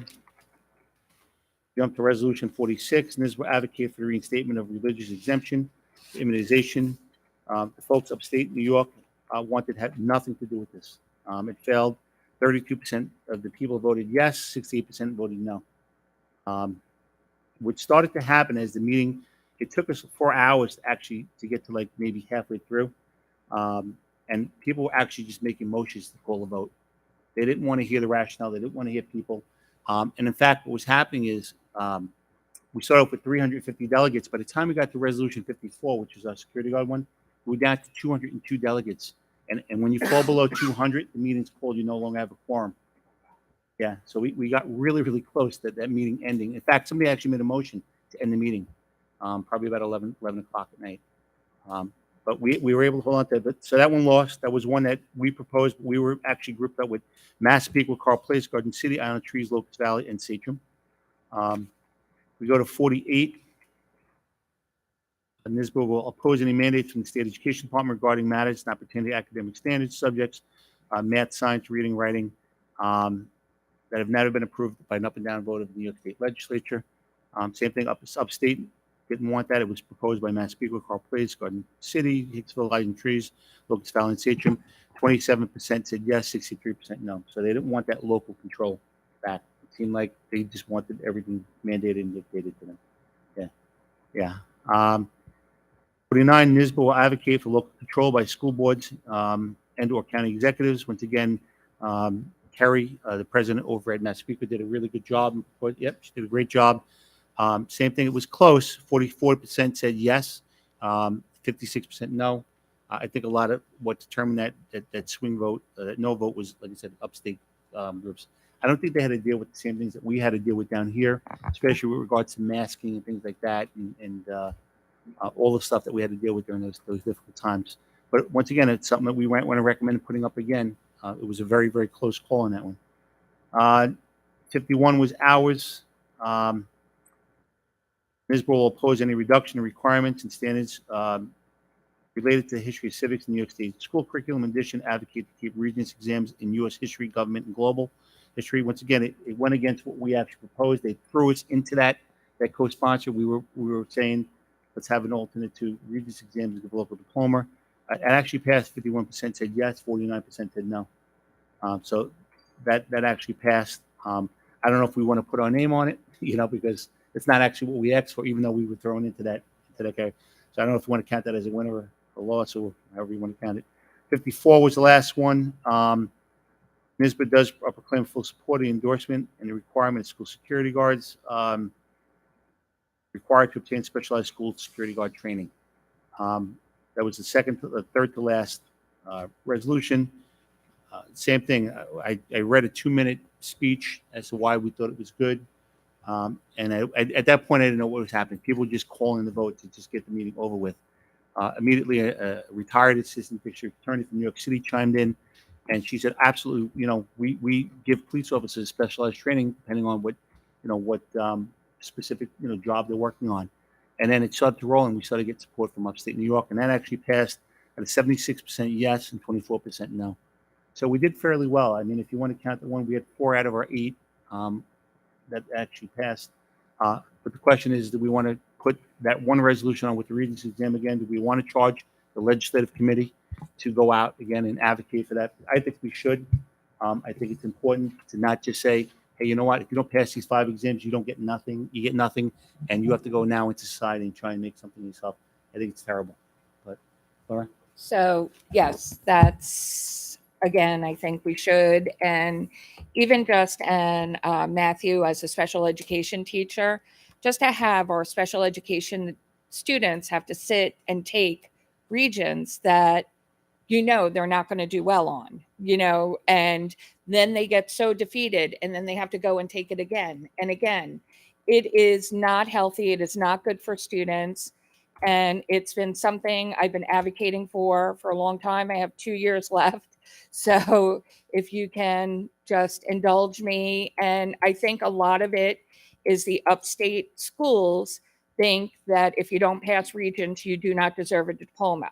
That if you don't pass Regents, you're not trying, you're not good in school, and therefore you don't get a diploma. And as we all know, that is 100% incorrect. And, actually some of the people that I've met, they said, well, how many kids that can't pass Regents are actually going to hold jobs? That's how narrow-minded people are. And I think it's up to all of us that believe in public education and believe in opportunities for our students and believe that they can do whatever they dream to do with hard work. We have to change the minds of the others who don't understand that. So. Obviously it's near and dear to you because you're a mom of a special needs student. There were actually moms that chimed in and said exactly what you just said. And the difference in that passing and failing was 17 votes. Right. So I think that if we charge our legislative committee and then maybe put our resolution up for next year, so it reads exactly what we want to read, I think we may receive some success. I agree. Everything Laura said with 100%. I also have an issue with the fact that the test is made by people who don't teach in the classroom. So our teachers can evaluate our students perfectly, but some random's going to make a test and give it to them on stuff that they possibly didn't even learn. So yes, I think it's good for the legislative committee. Matthew? So so I teach 11th grade English. So I teach 15-1, and my students have to take the English Regents, and it is beyond heartbreaking to watch these kids stare at a test that they, it's just such an unfair assessment for, when I first started teaching, we had something called RCTs, Regents Competency Exams. And I know the Regents still produces them, but I'm not sure who's taking them because they don't take them in my school. Do they take them here? No. So I'm not sure. They still make them. I see it when you're ordering tests. It's still on there. And they weren't great either, to be honest. They were, we should be developing our own tests for these kids. But at least the RCTs, these kids had a chance. At least we were able to teach them some basic skills that they had. The English Regents. I don't know if you've looked at any recently, but they're so. It's reading comprehension, it's inferring. I mean, these are the things that a lot of our kids, that's their biggest deficits. Like that's exactly why they're classified as those deficits in those areas. So yeah, I'm 100% on board. Absolutely. These regents are ridiculous. So I know I've said this before, but I have no faith in NISBA whatsoever. And I think that we really, what would be the most beneficial for our community is that we put a packet together with what is the most important to Sachem and our students and our staff. And we go to our best friend, Sachem grad Assemblyman Doug Smith. We go to Senator Murray, we go to Senator Wyke outside of the forum, but we at least give them the information in a packet and say, this is what we need you to bring upstate. This is what we need you to get on the floor and advocate for, because this is what's important for our community. And abandon them. I really don't. I mean, again, I don't even think we should be paying to be a part of them, because even if it passes NISBA, that doesn't mean it's law. It then still has to take the same path that we could take on our own. So it doesn't really mean much to me. And the needs for us are different than the ones upstate, are different than the ones in the city. So we let them, again, we talk about local control, let them do what they think is right for their communities. They're duly elected as well for their boards. But here's what's important for us. We should be putting it together and clearly and as a group say, we need you to get this up there and on the floor in either a form of a bill or in front of SED and Betty Rosa. And we need change. We advocating for years is one thing. We need change now. We're done talking about it. We put you guys up there to do that for us, and that's what we need. So that might be something that we might want to charge the legislative committee to work on. We provide it, have them, maybe advocate for it, and then we submit it to. I agree with you, Alex. I think we need to use all. And Doug Smith's the head of the educational committee in the assembly. I mean, what better person to give it to? Isn't that how the security bill got put on the floor? Yep. Right? They went to the local. Exactly. I think it was Morales or Martinez, right? Yeah. So yeah, agree 100%. So we can get that started quickly. Packet in time for the forum? I think so. We have the resolutions already. We have them Separate, already. but in It's going to be time for? separate. Well, separate from, yeah. I mean, we Well, it shouldn't might- wait for the forum. This thing should go now. I mean, the It next should meeting, go now, yeah. we should All right. start having them packages together. Let this board review it and make sure it's, Okay. and get it When going. when January session, okay. Everybody okay with that? Yeah, I I think think Chris- we fared pretty well, but there's certain things we want to push further and get done. We could throw something in there about battery operating facilities not being close enough to school districts. Yeah, I mean, there were some proposals in there where there was some school districts saying, look, we want to go with zero emissions on all of our school vehicles, and it failed miserably. In fact, they lobbied for a resolution that passed was to ask for a moratorium on those electric Just buses. one comment on that, right? It was brought up in the legislative committee the other day is, so we've got the buses, but now you've got potentially a couple of hundred cars in the parking lot that are close to the building, and students and staff, right? So again, these are issues that have to be addressed. Mike? Hey, Rob, I think what would be helpful to that packet of information is if Chris could provide, I think maybe people misunderstand the scope of what we're talking about. Maybe they think we're thinking of half our students would now get these local diplomas. That's not what we're talking about. So Chris, if what would be the percentage of Regents takers that would, or students that would be in the path to get a local diploma because of their special classifications, whatever. You know what I'm saying? I think maybe there's a misunderstanding. We're talking about letting half the population not take Regents. And again, I also think that 12-1-1, 15-1, they could have the option to take it, but talking about the English Regents, Michael had taken 4 times. Yeah, It was awful. I had a student. I was just thinking about it after I spoke. I had a student years ago, but her parents were so determined for her to pass this Regents because they were convinced that unless she got a Regents diploma, that she wouldn't be able to go to college, she wouldn't be able to do this, she wouldn't be able to. And this, I just remember this girl, she took it like 5 or 6 times. You know, she'd take it in January, June, again in August, you know. And I remember the last time she took it, she was sitting in my class and she was sobbing that I can't do this. I can't do this. And as a teacher, I knew she couldn't. Like, and it was heartbreaking. It really was. It was, to me, it was abusive. So, and these RCTs, they weren't so bad. I mean, if we can't go any further, if we could get back to the RCTs, at least so they take a reading, the writing, an earth science, and a U.S. history, and they were, you know, they were multiple choice questions. They were in the writing. You had to write a business letter. You had to write an essay, but not too crazy of an essay. So if we could get back to that, it'd be awesome. One thing I just need to say about NYSBA, and this is not to argue the point, but a lot of people say that about the PTA too. So I think more advocacy groups that we could have backing whatever we want, even if you're not a big fan, is still valuable, because a lot of people trash us as a PTA, right? So it seems to be the advocacy part of it is what I really support. And I've had a lot with that said, and I just want to get to the question about this. Do we offer RCTs? Is that something I've never even heard of it before? So New York State, it stopped the year before, I think, Michael. Okay. All right. And then can we get an idea of how many kids go through Sachem that do not pass the regents that are special ed and general ed, so that we could see a number that we're dealing with and then advocate? Because it's not just the special ed kids that are dealing with this. There's got to be, you know, other kids falling in the cracks that might struggle. And if we have an idea of what that is, and does that prevent them from graduating? Because, you know, what happens to the kids that aren't in special ed that don't pass regents? They just fell out of school? Well, I think they have the option. Yeah, they have some safety nets. They have a safety net that allows them to graduate. And also the connection to APPR is ridiculous. But the problem Right. We've been fighting that too. That was like, because we can't control what. Right. Absolutely. To your point, there's a lot of kids that are not classified or identified.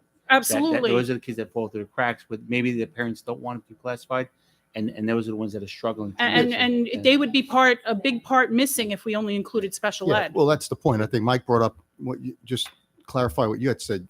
You almost make it seem like we want to put a box around it only for special needs, so special ed versus everybody. I think it should be an open option, right? Kids go regents or they don't. Well, the right? question would be, we shouldn't be sort of just classifying, right? Well, no, you have to start somewhere. I mean, you have to say to the administration, you want to say, okay, we want you to have this option for students we believe would struggle or be stressed out by taking Regents exams, or we're going to say we're going to start at some point.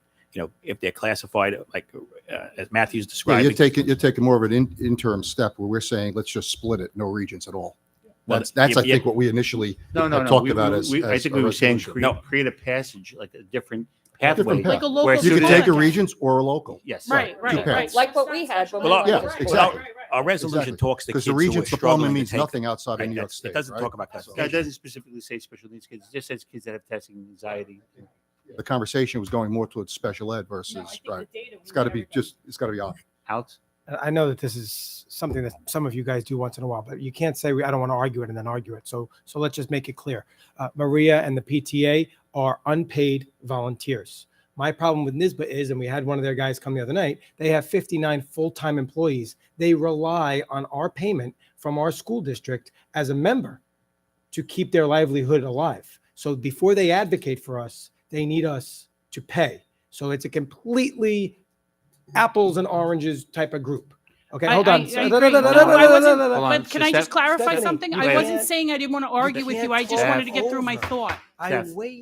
You'll have he's got the floor. We'll give it to you next. No, I think you made a comparison. Here's what my problem with NYSBA is. We should not pay them to advocate for us when we pay our assemblymen and we pay our senators to advocate on our behalf.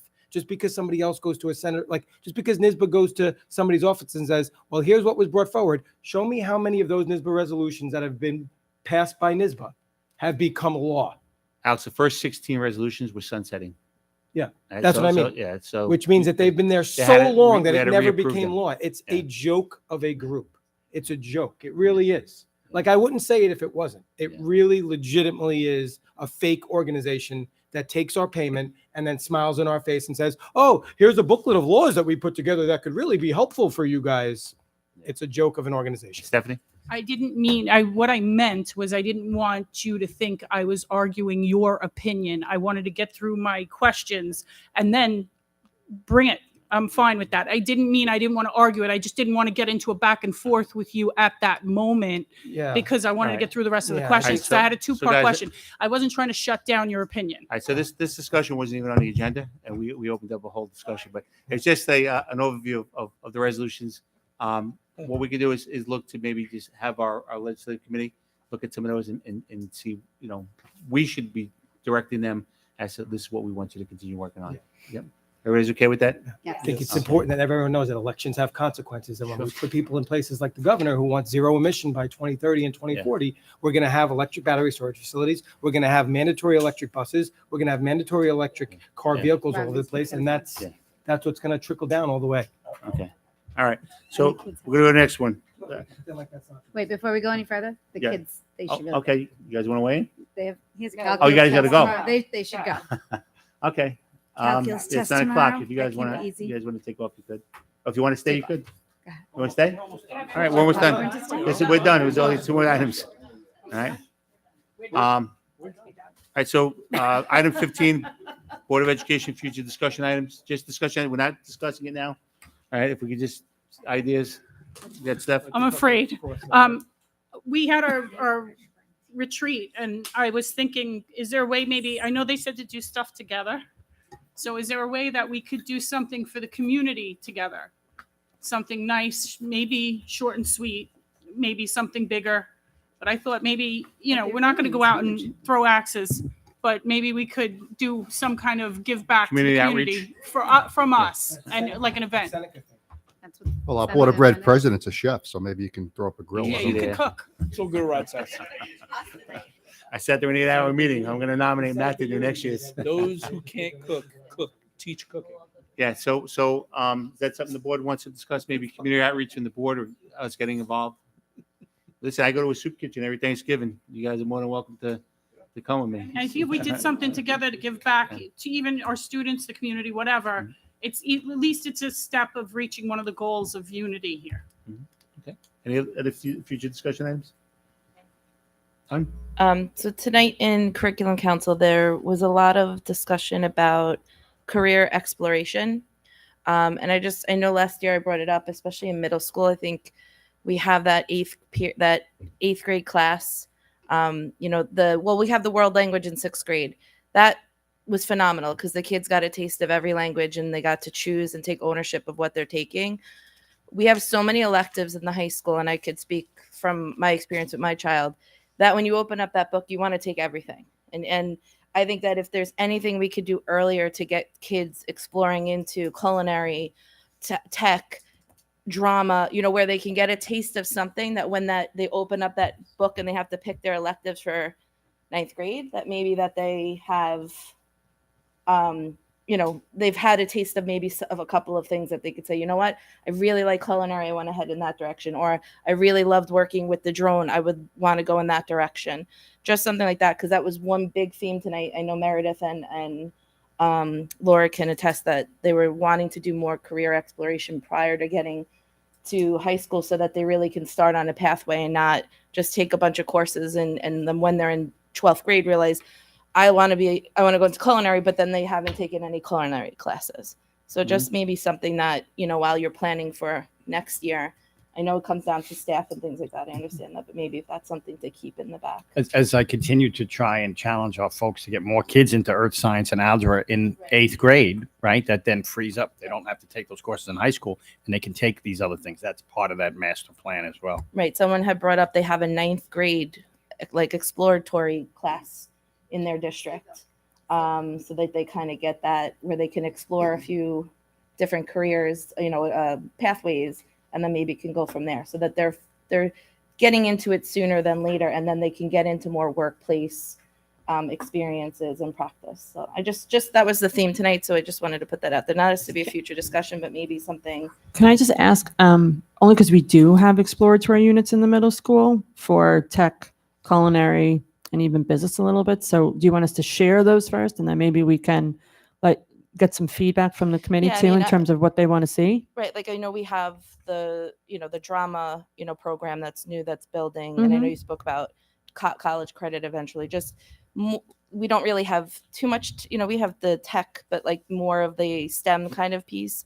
And I know we took it away from seventh grade, so seventh grade has no exploratory piece.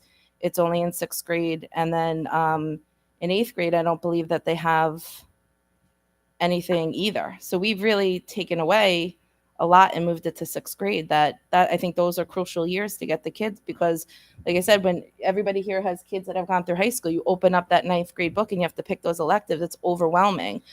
So I think again, we have like where we do that per quarter. Maybe there's a per quarter where you have that rotation. I mean, I don't want to be the thoughts behind it, but I just know that was the theme, that maybe we can get something earlier, because seventh grade is all curriculum. There's no tech in there. The tech has been moved to sixth grade. There's no culinary in seventh grade. And in eighth grade, you have that college and I don't know what's called now, college and career. Is that what it's still called? But you have that's it. So that's what I'm saying. Maybe more that could be moved into the middle school, so that the transition to the high school and picking a pathway and electives might be a little bit easier for students, and they could get started sooner. So you'll provide data to us maybe in a board packet, and then if we need to, we'll have a discussion item. Is everybody okay with that? Okay. Any other future discussion items? No? Any motion to go into exec session, discuss potential battery plant litigation? Vinnie Reynolds, second by Stephanie Volpe. Any questions or discussions? All in favor? Opposed? Motion's carried. Have a good evening, everyone.